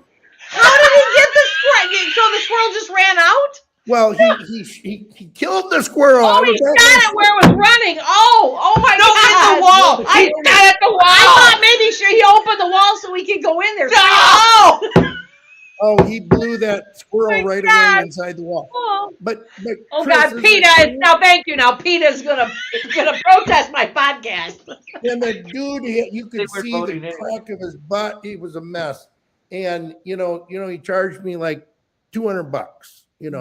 And well, yeah, go buy new ammo. President Trump isn't smooth. Yeah. He's kind of goofy, but he gets the job done. The squares, and people don't like him because he's divorced. Well, you know what? He comes in and says, "We're going to get this job done." That's right. And here's how you do it. Boom. You know, that was a pretty good analogy too. That was pretty parallel. That was good. Where is he going with I this? know. No, that was nice, smooth break. Do you see how he roped it around and came right back? I have 26 grandchildren. They love to hear my story. So, speaking of story, you'd mentioned Harold Voorhees a minute. Didn't his wife, I believe, ran for state rep not too long? She ran against your candidate. Yes, he did. Yeah. And yes. Mark was a phenomenal person. And when Joanne lost to Mark, we shook his hand. We supported him in the general. Yep. And Mark was a buddy of mine. And for those on your podcast who don't know, Mark served a couple of terms as state senator, and then he passed away from cancer. He had a brain tumor, brain cancer, and it was a horrible loss for all of us. He was a really wonderful man, wonderful Christian man, wonderful family man. So I'm sure for you, boss. Yeah, I have spent years trying to recreate that relationship with the boss. He was wonderful to work for. We worked together for 4 years at Habitat, and then I went to work for him in the Senate. And he was great to work for. But he was the clerk of Gaines Township before he was that, and so we knew him for a long time. But Deb, you would never want to work for me because I'd be your worst boss ever. Why? I don't know. I'd blow squirrels out of the wall with shotguns. Oh, I'd be all right with me. I'd probably hold your beer. Be all right with me. I don't care. Yeah, no, I'll tell you just like I tell Sekia or tell Sekia. Yeah. I'm not scared of you. Go ahead. Yeah, there you go. What you gotta do? But I do think we have a lot to do in the party. Right. But we need to maybe not focus on all the stuff we disagree on and start focusing on the stuff we agree on. I think Chris and I have not known each other long, right, Chris? I mean, but I appreciate one thing. I can tell you still like him. I can tell you about Chris that I do like. What he did up in Goshen was phenomenal. Yeah. There's not too many people I know who have that history and that track record, and so that's a phenomenal thing. But we can't all be fighters. The remove township officials. We also need people that are raising money. There's things I do, for example, that are, and I'm not going to tell you what they are, that are phenomenal. The fact that I'm not even cussing and swearing on your show is phenomenal. I appreciate that. Because I don't do that, especially because I've got a bunch of grandkids, so I need to be a good guy. But the point is, we do things, and Deb, you're doing things in Livingston County. We're all doing things. We've got to keep the positive going. We've got to come up alongside people like Runstead and others. Okay, I could list names of people. We got to come alongside them and say, how can we shoulder to shoulder with you get it done? Yep. Now, it's, I'm not trying to be, listen, I did not vote for Runstead for chair. I did not vote for him. I voted for someone else. But I think it's important for the good of the party to put the best people we have forward into places and into position. We've elected our people. Now let's move forward. Let's move forward with them. Yes. And, I agree. I'm sure there's many people in Kent County who would say anybody but Rusty should be the chair, but I know several of them who have said, listen, we might not agree with you and like you on everything, but we're willing to pull up with you shoulder to shoulder. Let's work this thing together. And we pulled off some amazing events. We've pulled off some fundraising. We are placing candidates. We are putting precinct delegates into places that haven't had precinct delegates for years. We're getting ready to beat up big time on the Democrats in West Michigan. Big time. And yet we have counties next to us who all they want to do is censure Republicans. That's a problem. That is a problem. When I took over, we had some kind of coming out of a tail end of a battleground, right? Yeah. And as hard as we all worked, we did pull together we had 80% voter turnout in Livingston County best in my entire life living here. I've been here 51 years. I've never seen that. We did a phenomenal job together. So, you know, the visual I gave everybody is I want every one of us to link arms and face east. We're going to march east together, all of us, and we're going to link arms. And if you don't like somebody in the party and they're marching here, then go march there. But link arms, and we're all, because if you're looking east and we're all working east, you're not looking at that person. Correct. And if you turn around and look at somebody, that means you're facing west, and we're going to let you go. Yeah. Because we're going to all link arms and face east. Everybody has a seat at our table. They got to leave the drama. They got to leave their drama at the door. That's the agreement. Deb, I tell people all the time, I'm a human being. And even worse than that, I'm a flawed human being. We all are. And you know what? It takes a bunch of flawed people to make the Republican Party as great as it can be. Agreed. And if you don't have, if you think you're perfect and you think you're a purist, I really don't have time for you because you're just being arrogant and narcissist. And I'm sorry. You know, I would rather say, Deb, listen, I'm not good at a couple of things. Can you come alongside me? You might be the one that's good at that. And I can help you in a couple of things that you might not be good at. And we will be better together than. Absolutely. Absolutely. That's exactly, that is, again, brother from another mother. That's it. You were kindred spirits here, all of us. That's exactly the way I think. That's the way I try to work. But we go to these meetings sometimes, and after the votes, I mean, there are people who just won't even talk to me, you know, and send nasty. And another thing, as long as I'm on this, I'm going to give you one more pet peeve, and then I'll try these. Then you can turn it over to Telegram channels. Is that what they're called? Yeah. Telegram and Telegram, Discord. I'm Signal, not on chat, all this stuff. All right. Here's what I call these things. They're sewers. Yep. They're sewers. So now you can go to a meeting. Then after the meeting, you get on these sewer channels and just skewer everybody. Yep. You know, I don't go on them. I'm not a member of any one of them. Me either. I get 21 screenshots after a meeting to just tell me, you know, they screenshot these channels just to tell me what people are saying about me. I mean, it's disgusting. I know. It gets us nowhere. And if you can't come to me and sit down with me or tell me to my face, I'm a big boy, I can take it. Tell me to my face what you think. Yeah. There's you a don't few have to do one of these that are doing some wrong things. We've got them all over the place. I mean, people, they're all over the place. And I think a whole group of us leaders, I think every county chair, I think the district chairs and the state chair need to all band together and say, you're getting on these sewer, we can't control it, but we can use our bully pulpit to say these are sewer channels. Yep. Right. It's got nothing to do with First Amendment rights. It's all to do with this is not productive. It's the reason you're involved is to elect Republicans. How is this helping? It is. It's not even. I can't even say it's not productive. It is destructive. Yeah, it's poison. Yep. You can appeal my decisions to my face. You can disagree with me to my face. You can come to the meetings and make comments publicly. That's all. You're right. I'm all good with that. It's this after the thing where I'm not even on them and you're just talking about all this stuff.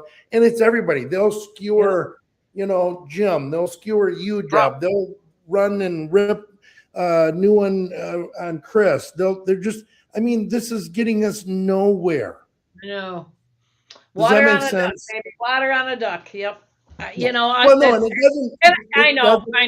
I know. It doesn't bother me, but it doesn't. It doesn't me either. Until these people can move from that and give up their pacifier and their baby blanket and learn to walk and be adult and be professional, it's going to be better for them. Make pee-pee in the potty. That's right. I said make pee-pee in the potty. Yeah. And the big, right. Well, it'll be better for them, and they're getting involved in the party. They need to grow up and be an adult. Yes, I get it. Or this constant attacking online. Like before, I think we talked about it, Deb, where obviously I'm grassroots, but apparently at some point in time I somehow became establishment and then Rhino, they're calling it, in a very short period of time. Quickest track record ever. But yesterday, somehow, I and a few others, or at least me, that's all I really care about right now, I'm just saying, I apparently am a Republican elite. Somehow I'm elite. Well, here, Mr. Mark Ashley Price from Highland Park thinks you're doing a great job as the grassroots vice chair. So, but like, there you go. It's this mentality of, oh, I don't agree with you, so I'm going to make stuff up. And I think you just summed up. You know, you can say grow up, you can say, you know, get your pacifier out of your mouth. You can say a lot of things, but in the end, what it boils down to is people need to learn how to handle conflict. Yes. Because, you know, I taught it. We have a university here, and I taught Leadership Livingston for 27 years there. And probably the most powerful training I ever did there was in the first day we did something called conflict resolution according to personalities. But it dealt with accepting conflict and figuring out what it really was. Was it I want red and you want blue, which is easy to solve, or was it really about Rusty and Deb and we're just fighting about red and blue? And it's conflict. It's diagnosing conflict and what it is. Is it bad or is it, you know, can it be good? Absolutely. And it's not that conflict's bad. It's unmanaged conflict that is bad. You just said a mouthful. Yeah, I got a whole training on it. Yes. When we raise our kids, guess what? You need a dad and you need a mom. Yep. They're two different roles. You need a dad and a mom. Yep. You know, and you know, my wife, Pam, approaches things differently and from a different angle than I do. In business, I have partners that approach things differently than I do. But my way was right and their way was wrong. No, I'm teasing. I know. That's the way there are times as chair, I have to go around the table in a meeting and we'll say, what do you think about these things? Everybody gets their say, and then I make a decision because I'm the chair. Mm-hmm. But I listen to what they have to say. And you know, you don't have to agree with me. I said this earlier, Deb. You don't have to always agree with me to follow me. But you also don't just surround yourself with yes people. I don't want that. Yeah, exactly. No, I don't want that. Yeah, and in our meetings, I like to have dialogue, and I like to say, okay, who thinks differently? It's okay to think differently. Let's talk about it. And when you do that, you end up. Now, I don't make a decision most of the time. I mean, if it's my decision to make, I will. But most of the time, I'll say, all right, well, after hearing every side now, what is the best outcome where we're gonna take everybody's advice? And it's amazing when I just let it happen, how people come up with a solution that it's just the way, but it's the thing is, it's the conflict that brought that better solution, because it's usually after you hear the conflict and you get to hear both sides, the solution you come up with is better than either way you would have done it before. Sometimes because you've heard, yeah. Well, listen, this side now changed a little because of this, and this side changed. So now you got a better solution because of the conflict. So sure, I've had to go. We in this podcast, even we've been a little bit sometimes talking about the grassroots and how to straighten them up. But, you know, for example, we haven't talked much about the establishment or the donor class even. Let's just say that. Sure. I've been talking to donors and saying, listen, it's time to come back. It's time to be a rehabilitated donor and come back to the party. And as soon as things happen, especially with the Karamo mess, a lot of donors left the party. Yeah. And they said, we can do it without the party. I said, there's things that our party can do. We have for example, Deb, you realize that you have to do your precinct delegate allocation by April 1. Right. And that's an important part. That's a power that you have that a PAC doesn't have, right? Right. And so I have to do that too. I'm going to do a precinct delegate allocation that's going to help us get more precinct delegates and be a better Republican county, because that's the role of the chair. And there are I could go through many other things. We can use, you know, our administrative accounts. We can use things. Those are like 527s. Those are a phenomenal tool that we can use that a normal PAC doesn't have. Are you following me? So Yes. the party can do things. The state party has authority to do certain things that nobody else has. And so we have to realize this is not the church bowling league that we're running. This is a real party, and we have to run it, and we have to run it well. Right. Now, as Rusty and I have discussed before, when I remember when the first time we met, we discussed this, that there's blame to share on all sides, and the establishment, so to say, they got complacent. Yeah, that's the problem. But that's in any situation, Right. right? I don't call them establishment. I call them institutional knowledge, because they found what works, and they get less and less risky as time goes on, because they found something that works, and they're in a comfort zone, and they don't like to risk. I talked to a donor today that I talked to in August, and this was even before I was chair, and he shut everything down. He said, I'm not going to give just shut everything down. Well, today, guess what? He called me and said, you know what? I'm ready. Now, we had a long discussion, and we're finally getting back there. And you're right, Chris, we got to bring the donors back with leadership. We've got to bring the grassroots back with leadership. I'll be real honest, and we don't like to talk about maybe this leg of the chair or the stool, but leadership within the party is very important, and we have to get it done right. And we got to put our heads, like, I appreciate people like Vance Patrick and Kelly Sackett and you, Deb, and me. There are many others, and Russ Janet. We can go through all the county chairs. We got to get our act together, folks. We've got to get our act together. And if you don't know what you're doing, why are you there? I mean, get the people in that know what they're doing. Let's elect, the district chairs that are good, that are going to be putting in candidates that can win. I talked to Annie Delisle in the 8th, said, who you're running, who you're running for Congress. I want to know who's there, because they don't have a Republican member of Congress. Neither do we in the 3rd. We don't have it in the 3rd. We do in the 2nd, which is part of Kent County. We have Molinar. He's doing a great job. Shout out to Congressman Molinar. Yeah. But the Dems, he was in the Senate with Mark. Oh, he's phenomenal. Yeah. He's doing a great job. The people of Kent County love him. But we need to find a good, solid candidate. I think we do have one. We're not talking about our candidate yet, because that'll be announced later, but we're excited. And I'm more excited about that, Deb, because we need good, solid candidate. I am not going to put up with Hillary Skolton much more. I've had it with her. Right. She's not to be trusted. And we got so many other. How many of our Dem members of Congress from Michigan are complete embarrassments to us? Oh my God, Shree! Oh my God, Shree!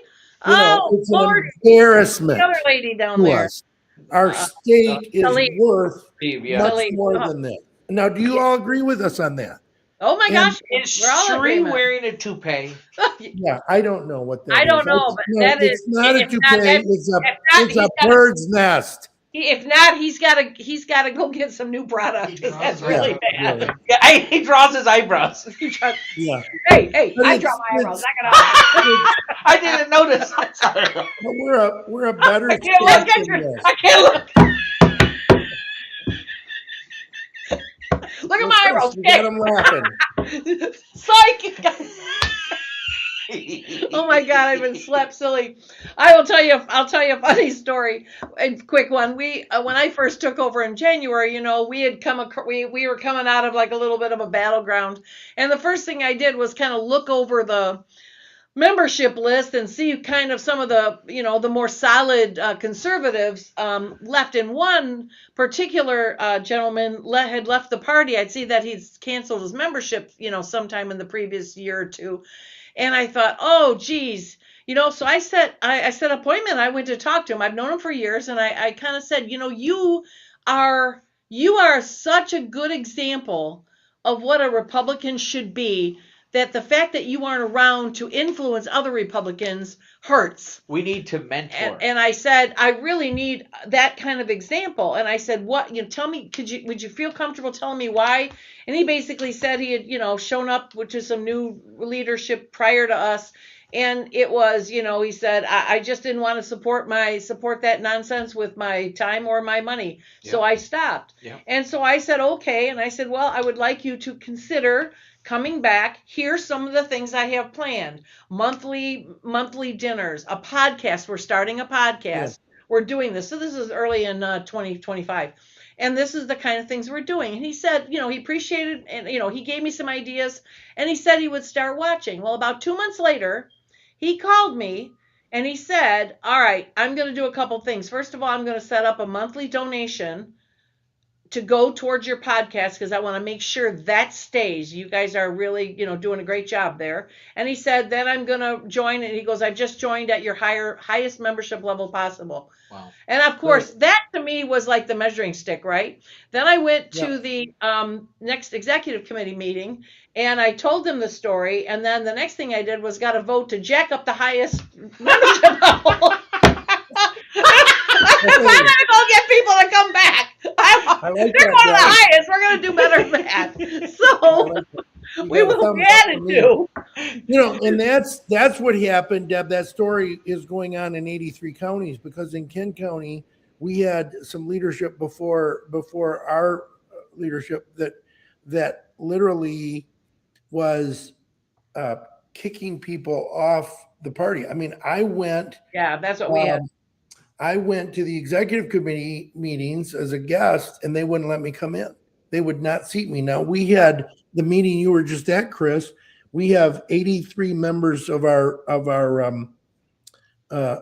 executive committee, and 56 of those 83 were there. Now we had a lot of people because it was winter time and there was some stuff, but we had 56 voting members and we had 75 guests. So we actually had more guests than members of the EDC. We had 127 people at our last executive committee meeting. It was phenomenal. I mean, it's great to get these guests involved. We're not out getting rid of people. Sure, people will move out of the county or they'll resign. They'll, for whatever reason, we do lose some people. We have to vote new people in. But we're not going out and we don't grow a party by subtraction. Correct. We grow it by addition. Right. And we've got. I'm going to call them out, but we've got, a crazy, maybe I won't call them, but we got some chairs that want to eliminate people because they're not purists, and that isn't going to, and they're just grinding their county to a halt. Yeah, so but we're growing. Yeah, but you know what? You wait those people out, and I'll tell you why. I've seen it too, because what happens is they've got their group of purists. And they agree on 10 out of 10 things. And then somebody disagrees on number 11, and then they go.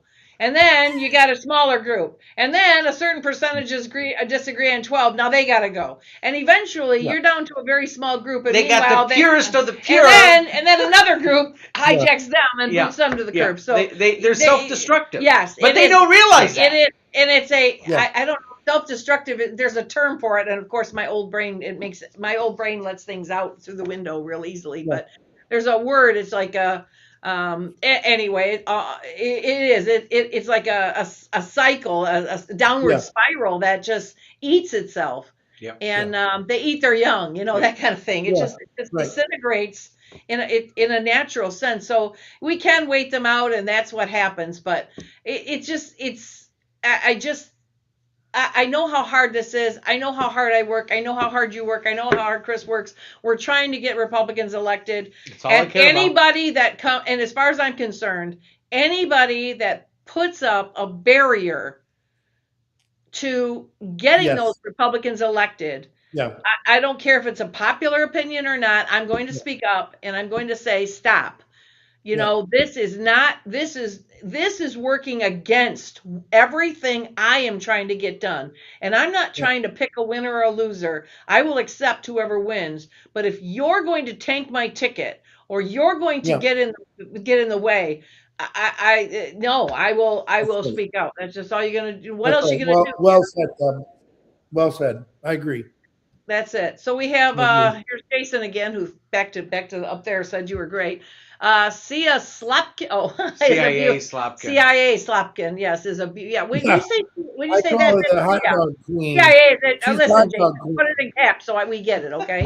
Slopkin is a beaut. Also, how did she get elected again? Well. Oh, that's the whole story. You really want to know? Yeah. I mean, hello. Have you been paying attention? This whole podcast about people being too Shall pure we say their names? is about interesting. Rusty, it's funny that we talked about that. Let me show you. I created a let's see. What's that picture? Oh God, yeah. Stop it. I created let's see if I can find it here. What did I do with it? Anyway, I created a PowerPoint. Oh, that's why I'm trying to get the wrong thing. There it is, sliding PDF right here. It's called. Ready for this? This is what it's called. You see it? Oh yeah. Stay thee not home, rather hold thy nose and vote. Yes, 100%. Why it is vital you vote for all Republican. Send that to everybody. And it's basically, we talk about the state government and, right now in Michigan, this is what it looks like. Yeah. But here's where we're talking about the Senate Majority Leader and what everybody else does. And then how the House is read, the Speaker now has all this right here. And I talk about, the here we go. And right now, this is what it looks like. And this is what Livingston County looks like. It's got a lot more Republicans than Democrats. So you're a red county. Ruby red. Oh, we're very red. Red. Yeah. And then I can honestly tell you, in every single partisan office in Livingston County, it is a Republican. Yeah. We don't have one Dem elected. So, do you have any rhinos? Don't start with me. All right. So we have swing voter Democrats here. And this is what, I talk about how sometimes legislators have to vote differently in swing voters, because if we lose that seat, a Republican takes over and then a Republican loses majority. Yeah. And then I say, this is what people think Michigan demographics are, being half Republican, half Democrat. But that's really what it is. That big independent base right there in the middle. And that the swing voters in the middle are who decides it. And sometimes in a statewide race, you get people all the way to the right. You're going to scare off those independent people. Correct. You got to kind of get more moderate. Well, so, but that doesn't mean milk toast. No, not milk toast, but they can't be. And the example I use is that that big base in the middle, that independent base. And we can have differences of opinion how big that is. I think it's at least a third, maybe bigger, but some people might not. That's fine. But either way, Republicans and Democrats don't win on their own anymore. They have to take some of that middle base. Yes. And so the middle base does not like extremes on either side. Right. They don't like, they will take the least extreme. And so you can say Benson was really extreme, but here's Christina Caramo telling the world that yoga is the work of the devil. Okay, so this is how. So this is what's going on, But these far right Republicans, on that particular right here, these far right Republicans. Yeah. On the right-hand side here, they don't like anybody anywhere between the N and the T is still a Republican and independent. But it's, no. See, they don't like that because they're not way all or nothing. It's yes, exactly. So that's exactly. You have to understand the candidates that are running in their various districts. Our county commission is Republican. All of our county-wides are Republican in Kent County.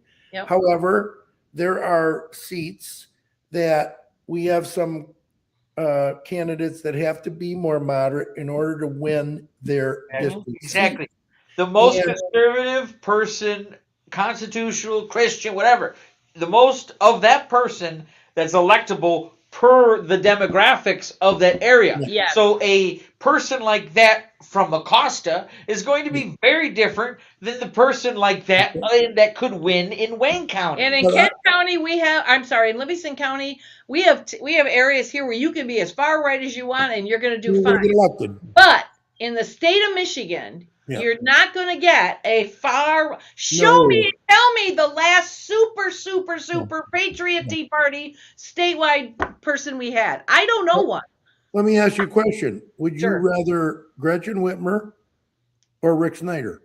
Rick Snyder, hands down. Hands And yet, down. I worked under both of them. Rick Snyder I can tell you. Rick Snyder got skewered because he wasn't conservative enough. I understand. And yet every time- Exactly. Even after office, every time I call Rick Snyder to need help with something, he takes the call and he's there to help. You see what I'm saying? And He so- was. You know what? I thought he was a phenomenal governor. Did he vote or did he allow everything I wanted? No. But my God, he did magic with the budget. Hey, Deb, the only one I agree with 100% of the time is myself. I know. Tell me in a purple state when a soccer mom or a garbage truck driver has ever won a governorship. Yeah. Never. It don't happen. Yeah. We need to look at reality, folks. Yeah, and that goes on. I think that's what the primary's for. As long as they didn't do something stupid that is going to tank our ticket. But I just electability. Electability is correct, but then again, electability is figured out by April 22nd if they got their signatures. That's right. Then That's they either got them in or they didn't. And But to then me, electability is that's also whichever candidate wins the primary, we roll up our sleeves and work for that candidate. Yes. And do I have somebody I like more than others in the governor's race right now? Yes, I'm not going to tell you who, but if that person doesn't win and somebody else wins, I'm behind. Frankly, that's what's good for us. And trying that's what it means to be part of the party. Sometimes a chair says to me, Rusty, I've got a big job because I've got to vet the candidates for the I said, you got to vet the candidates. Let them all run. Let the voters vet them. Right. Now, that's just a interesting thought. I hear. Like I said, but it's there's a difference between a candidate that'll take the ticket and a candidate that is just naive or doesn't have any money. That person just let go. So I just try to stay out of it unless that candidate is going to cause problems. Listen, I'll say this, kind of sum up a lot of what we said tonight, but I just want to make sure that people understand that are listening to this podcast. I'm bully on the Republican Party in Michigan. I like it. I think we can accomplish a lot of stuff. I think so. Are we where we need to be? No. But we're moving today. We're moving in the right direction that we weren't moving 2 years ago. Correct. And so we're moving slow. I would like to kick it up a gear. I'd like to hit that clutch and pop it into third gear because we're creeping in second. But that's better than first. And it's better than reverse. We're not theoretically stuck in the mud. We are moving forward. I will tell you something because I talked about a story at the last state committee meeting that our chair took that chairman of that committee who made that comment that made me so mad, and he removed her. So our chair, I got to give kudos to Jim Runstead for doing that. He did the right thing. That's a tough thing to do, but we're moving. What I'm saying is we're moving forward. Right. And so, are we perfect? By no means. No. I just want to kind of end or help you end the podcast by saying, I'm bully. Join the party. That's right. Join the party. Help us out. Roll up your sleeves. Get involved. And don't be afraid to write a check. I don't care if it's 10, 25, or 250. Write a check. Does that make sense? That is great. I have a question for you. Sure. I have different answers on this, so I'm looking for the correct answer. Well, I have it. I have the correct answer. I didn't doubt. I'm not stuttering over this. I knew who to ask. I've not asked anybody. So when it comes to a party giving money to a state rep candidate, are we limited? I've gotten two answers on that. Yes and no. So you're going to be the deciding vote here. Are we limited to the $1,250 for a state rep, or does the party have more of a umbrella? Party has. Well, okay. I'm going to answer that question. I am involved in a lot of different PACs and have been through the years. PACs are certainly limited. Political parties can do some things. And think about this, Deb. We can do some independent expenditures as a political party outside what the candidate does. So if we have a lot of money on hand, we can do some mailings for them, some text messages, some phone calls for them. That's an independent expenditure, not paid for by their campaign and not coordinated with their campaign. But we can do things. Vote for John Smith because he represents the values that we want, whatever. And we can build up his name ID, and it's unlimited. So and then we can do that, but we have to put paid for by the Livingston County Republican Party. When we spend general account money, the political account money, we have to put paid for by. Now, if we go to the admin account, the administrative account, we can do things. Now, that's highly restricted. I, for example, have one of the first things I did was I hired a legal counsel. So I don't know if you know Eric Doster. I know the name. Eric is our legal counsel. He's been doing this for a long time. So we before we spend admin money, we make sure that he's okay with it because that's a very highly restricted account. But again, we can bring in corporate dollars. We can bring in unlimited money, and we can spend. And what we can do there is we can, use it to educate voters on issues. Right. And you can educate voters on issues that the Democrat, maybe you have a Democrat incumbent who is voting the wrong way on many issues. So you can say, we do. Yes, we call do. your Democrat XYZ person and tell them you don't like the way they're voting, or call so-and-so, our candidate, and thank them that they're going to stand behind these. So there's ways you can do it, and we can get the money. But that's like the 527 money, the education money. It's a lot like 527 money. Right. But, but there's a general account we can do actually vote for. Yes. Pay, you can vote for, and you have to, on that general account, you have to put paid for by the Livingston County Republican Party. Could we buy him signs, or is this, like if we want to go buy? Sure, we can. Right. And there are some limits, and I suggest, now the other thing that we have at Kent County, and we also have a compliance officer. We have somebody that bookkeeper, but they're specialists in compliance, it's not MERTS anymore. We call it Mitten, the Michigan Transparency Network, which is a mess, by the way. Yeah, I've heard that.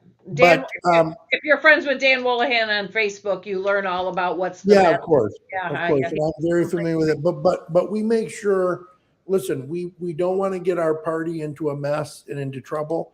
Right. That's why I'm not opposed to having attorneys, compliance officers, bookkeepers, cleaning ladies. Oh no, I guess the cleaning lady doesn't do much. But keep the germs away. We're gonna run her for governor. I want to see if Chris was paying attention. That's right. We need to get professional in our organizations. We need to get powerful in our organizations, and we need to frankly, my only other thing is we need to all have a sense of humor. One thing I appreciate about Chris is the dude has a sense of humor that's bar none. I love that. I think Chris appreciates my sense of humor as you, Deb. I love to tell stories. They kind of have some twist to them. They're boring and all that, but let's all have a sense of humor. Deb, if you and I don't agree 100% of the time, let's laugh it off. Well, then, look, I have been around people who are wrong all my life. I can accept you. Yeah, you can handle that, right? But one thing that we're right on is you and I, all three of us, we all love the Republican Party. We do. Yes. We love the history of the Republican Party. We like where it's going. I'm going to tell you right now, the American people, the citizens of Michigan, the citizens of Kent County and Livingston County and Mecosta County, the majority of them are Republicans. Yep. Whether they choose to admit it or not, yep.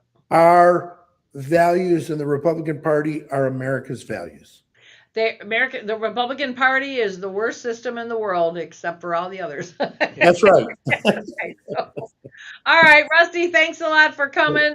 For actually not for coming, for Participating. For stopping your view of the pool to give us a couple.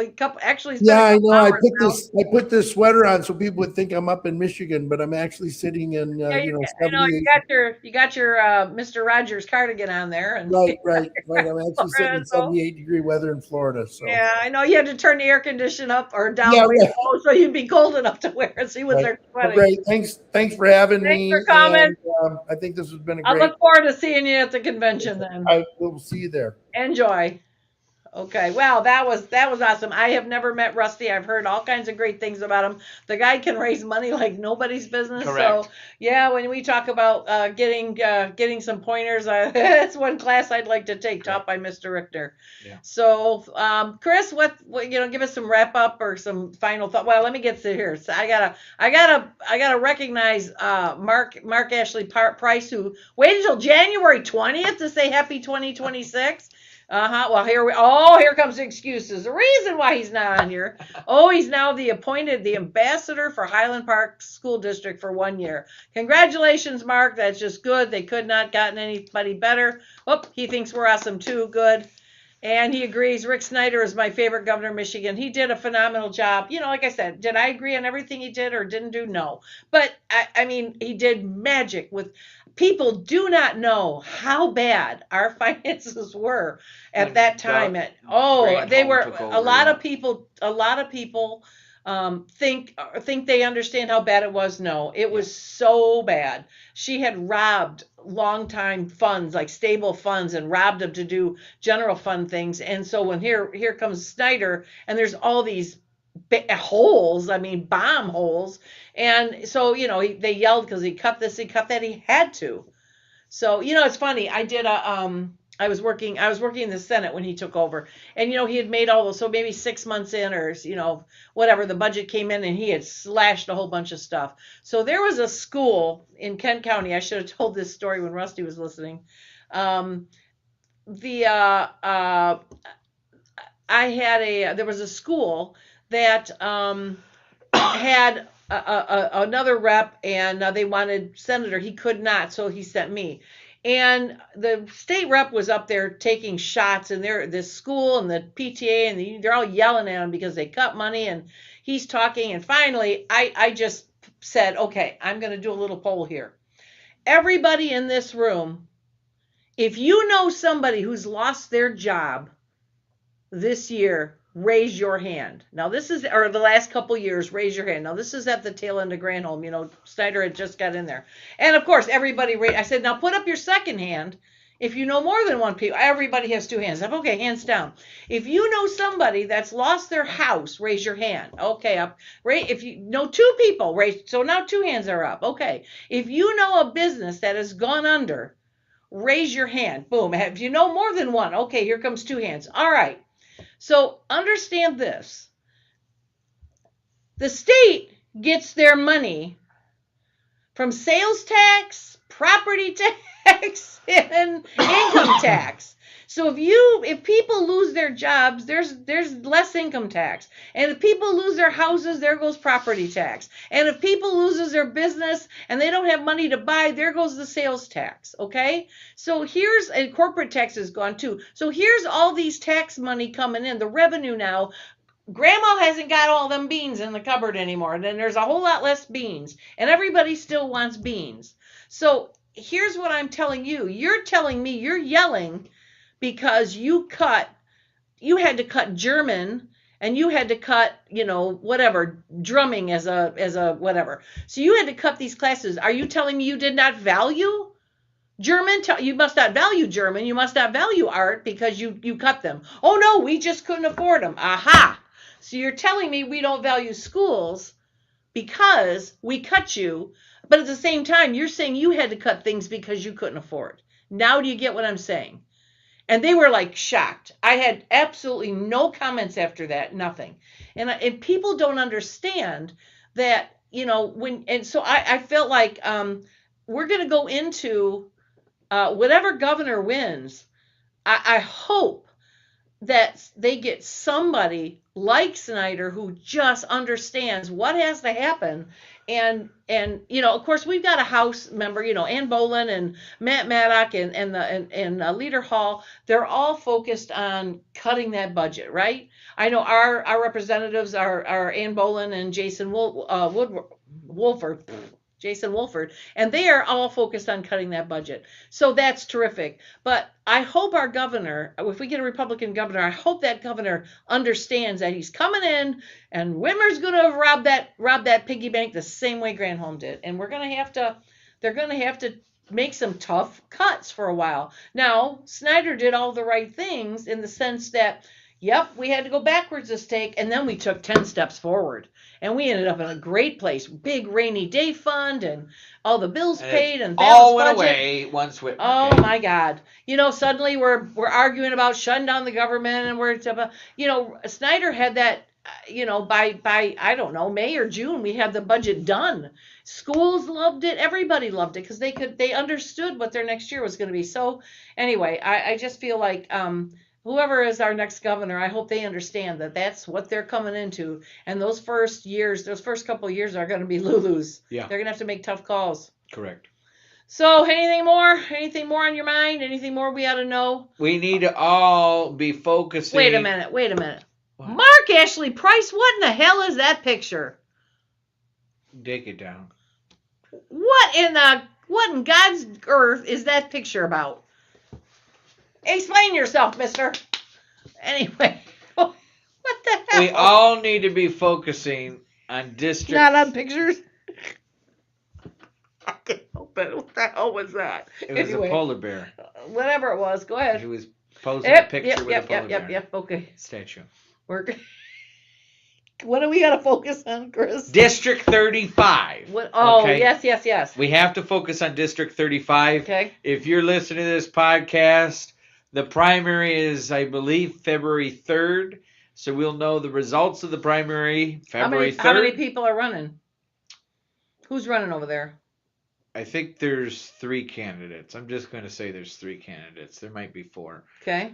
There's 3 candidates running. Is there, I mean, are they experienced? Are they out of nowhere? Who are they? I mean, has anybody got any traction, or is it just, I mean, are we talking? There seems to be, I mean, are they brand new candidates candidates? that have traction? Do you got anybody that's been a candidate before or been elected before?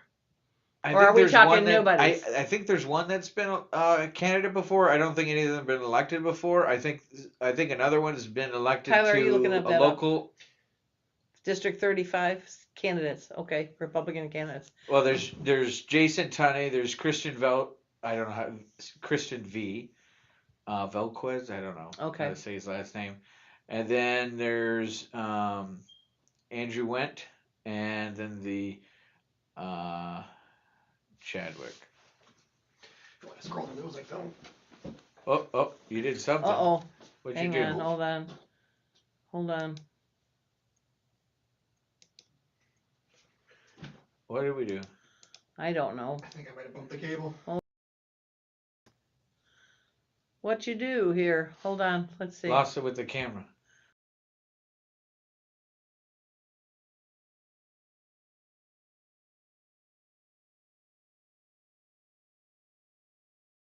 We're back. Okay. That was scary. We've done that. We've said done one person's name and so bam, the whole thing's gone. Christian Velasquez. Yeah. Okay. Jason Tunney. Okay. Christian.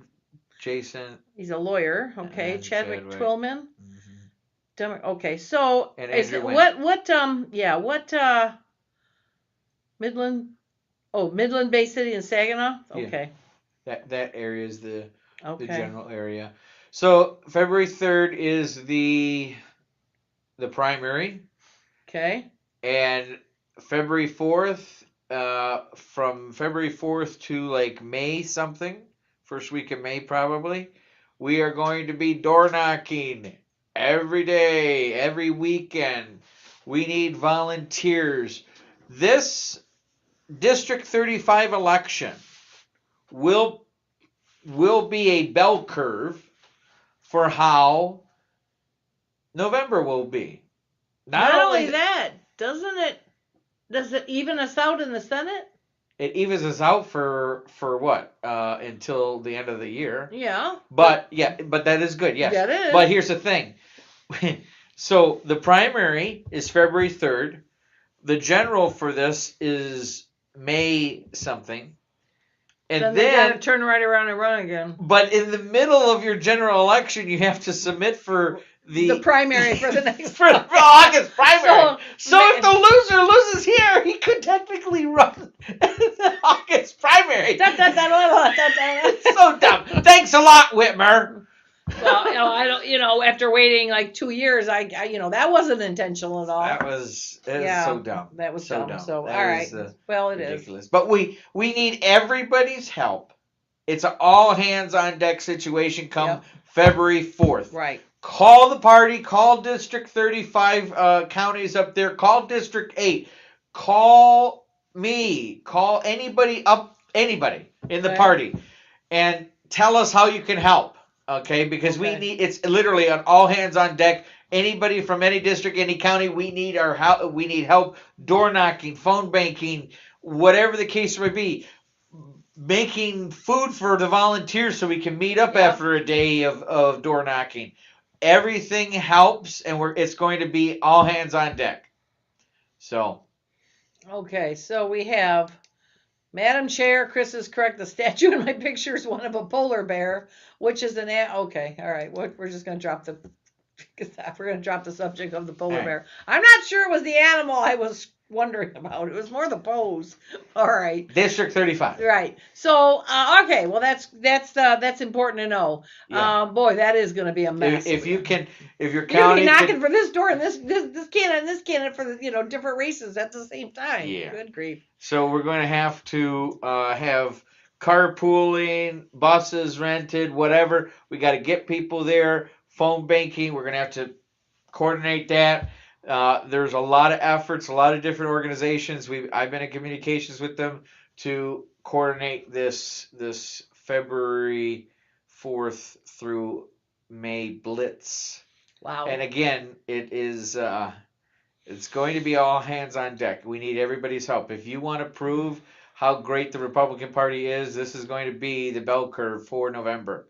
If we lose it, well, yeah, I guess we're going to have to learn from our lessons. Yes. But it's one district. Okay. And so all right. we really need to take it. So what else is going on in the grassroots world? Anything? Right now, the core focus is on that. I'm working on a database of all of the school board elections and all the school board members of all over the whole state, and then comparing that to the voter data so we know, okay, well, this person's due up this year and this person is actually a Democrat per the voting data that we know. Are you going to break that up and send that to the chairs of the counties that you're doing? So in other words, if you're doing this with all your school board, or are you just going to send the data to all the chairs?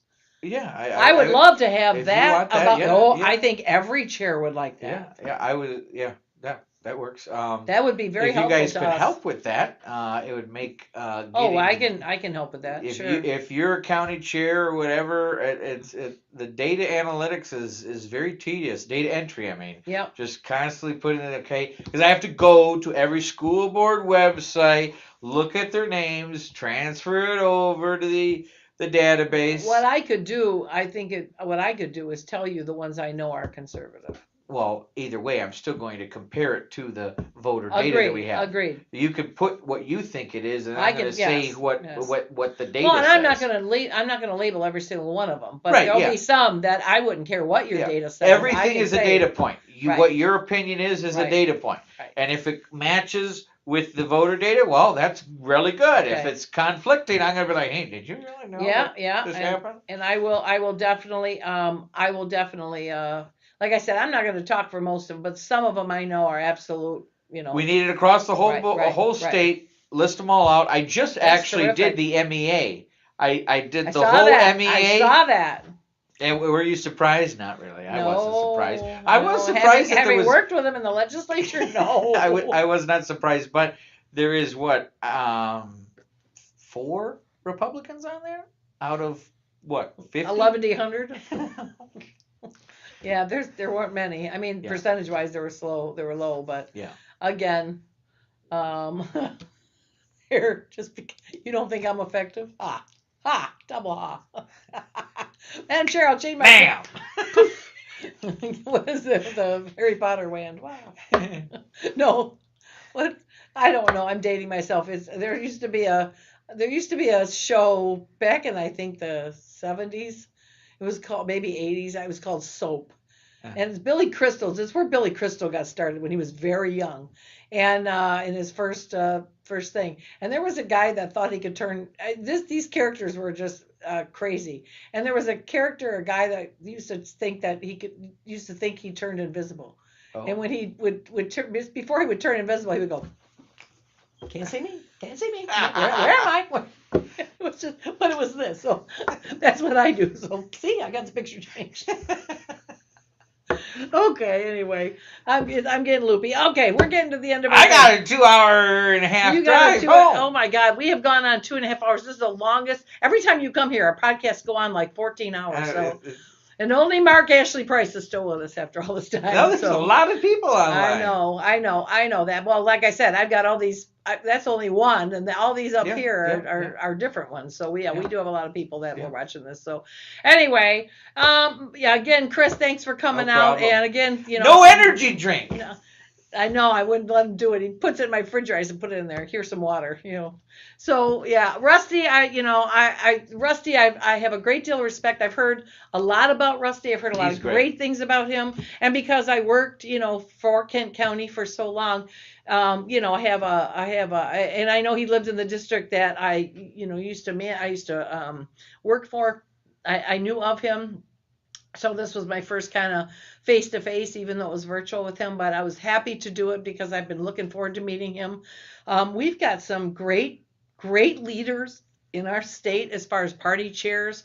I don't know them all, and I'm looking forward to getting to know them, but I'm just now meeting Vance Patrick. I'm just now meeting Rusty Richter. I've met Russ Jennings, and I really like him. I met earlier this year at a RNC training. Two chairs from every state got asked to go to an RNC training, and I was, because of Tom Barrett being in my district, I was asked and Kelly was asked, so the two of us went. That's how I met her, and I really like her. So I'm really meeting some great chairs, and I'm looking forward to meeting more at the upcoming convention. So this is terrific. And then Jason says, "Oh, see, now I'm awesome too now, not just you." So there. So anyway, I know I'm doing all right with this. I'll accept it. I think you are all. So it's plural. That's right. Y'all. All y'all. That's the one. All y'all. All y'all. All y'all. Somebody are awesome. said that to me one time. They said, "All y'all." What do you mean, all y'all? Isn't that like redundant? My grandmother Isn't was all from Tennessee. and y'all? I mean, isn't y'all mean all? No, y'all means y'all, and all y'all. All y'all. All y'all. My grandmother from Tennessee used to say that. And Ewins. I have grandsons. They're 14, 15, 16, or just about 14, 15, 16 in Alabama. And they have the Southern accent. They do? So it's, heavy. And so even my son, who's been in the Army since he was 18 and he's now 41, he's got an accent now. I was like, who are you? So, but when I hear, it's funny because he's on TikTok, and recently I started a TikTok channel for the seasoning business I do. And which is great seasoning. It is good I seasoning. will tell you, it is fantastic. It's fabulous. It is. How did you use it? I used it with the steak. I've used it with chicken, and I also made a dip during Thanksgiving. Did you make the dip that I put? Yes, the football dip. Yeah, yes, the football we dip. all know what that is. I just called it cheese dip. Yes. It's called football dip. We all know what that is. It was fantastic. Yeah. So in Livingston County, that's becoming very well known. So I've decided that I'm going to figure out TikTok, right? So I'm going to make some videos. So I call my grandson, my 16-year-old grandson, who it's what you do. It's he's my number 3, in order of eldest. And he told me about, he gave me some hints and tips. And so I plugged it. And of course I followed him and he followed me back. And I plugged it. And all of a sudden I'm scrolling and I see this share from my grandson, and it's like, y'all, this is my Mimi's business, and y'all have to support. I was so touched. Y'all, this is my Mimi. And I was so touched. I almost started crying. I was like half laughing, half crying. I called my husband, Jay, y'all, this is my Mimi. Y'all have to support her. And it was, you have to show us her love. Okay. I love y'all. All y'all. And it's just so cute for him to do that anyway. It's good seasoning. And you know, for a 16-year-old boy to say that, you know, that's wonderful. But thank you. Yeah, it's growing in popularity. So anyway, but yeah, my TikTok adventure. And I want to give a public shout out to Jake Curry. You know, Aaron Curry's usually on the show. He's not. So he's going to be bummed when he tunes in a day or two and hears this. His son Jake is I was told by Brian Ignatowski that Jake is the TikTok god. I couldn't figure out how to trim those things. So of course my videos are, you know, have me just a minute, I'll be right back. You know, it looks so chowder-headed. And you know, whatever I've posted, I've deleted like 5 times as much but Jake showed me how to do it. And today I was so proud of myself. And I called my 23-year-old grandson. I was so excited. I said, Mimi figured something out. Mimi figured out how to edit TikTok. Wee! You know, he's like, you go, Mimi. So I said, well, you know, you can't teach an old dog new tricks, but old bats are different. So anyway, all right. Well, thanks everybody for watching, and thanks again, Jake Curry, and thanks again to Tyler Hemmick here, who sticks with us every single time. And you know what? This is a long show, but I think it's the longest we've ever done. But you know, it was great. All y'all. Oh God, we're all slap happy now. All right, we'll see you next week, and it's gonna be a surprise who it is, which is code for I don't know yet. I have some people that I've sort of been working with, but we'll have to see how it goes. So anyway, I will see you next week. Careful driving to Chris, and thank you once again for coming out. I won't kick you for me looking at you, and I will. We'll see you again next week.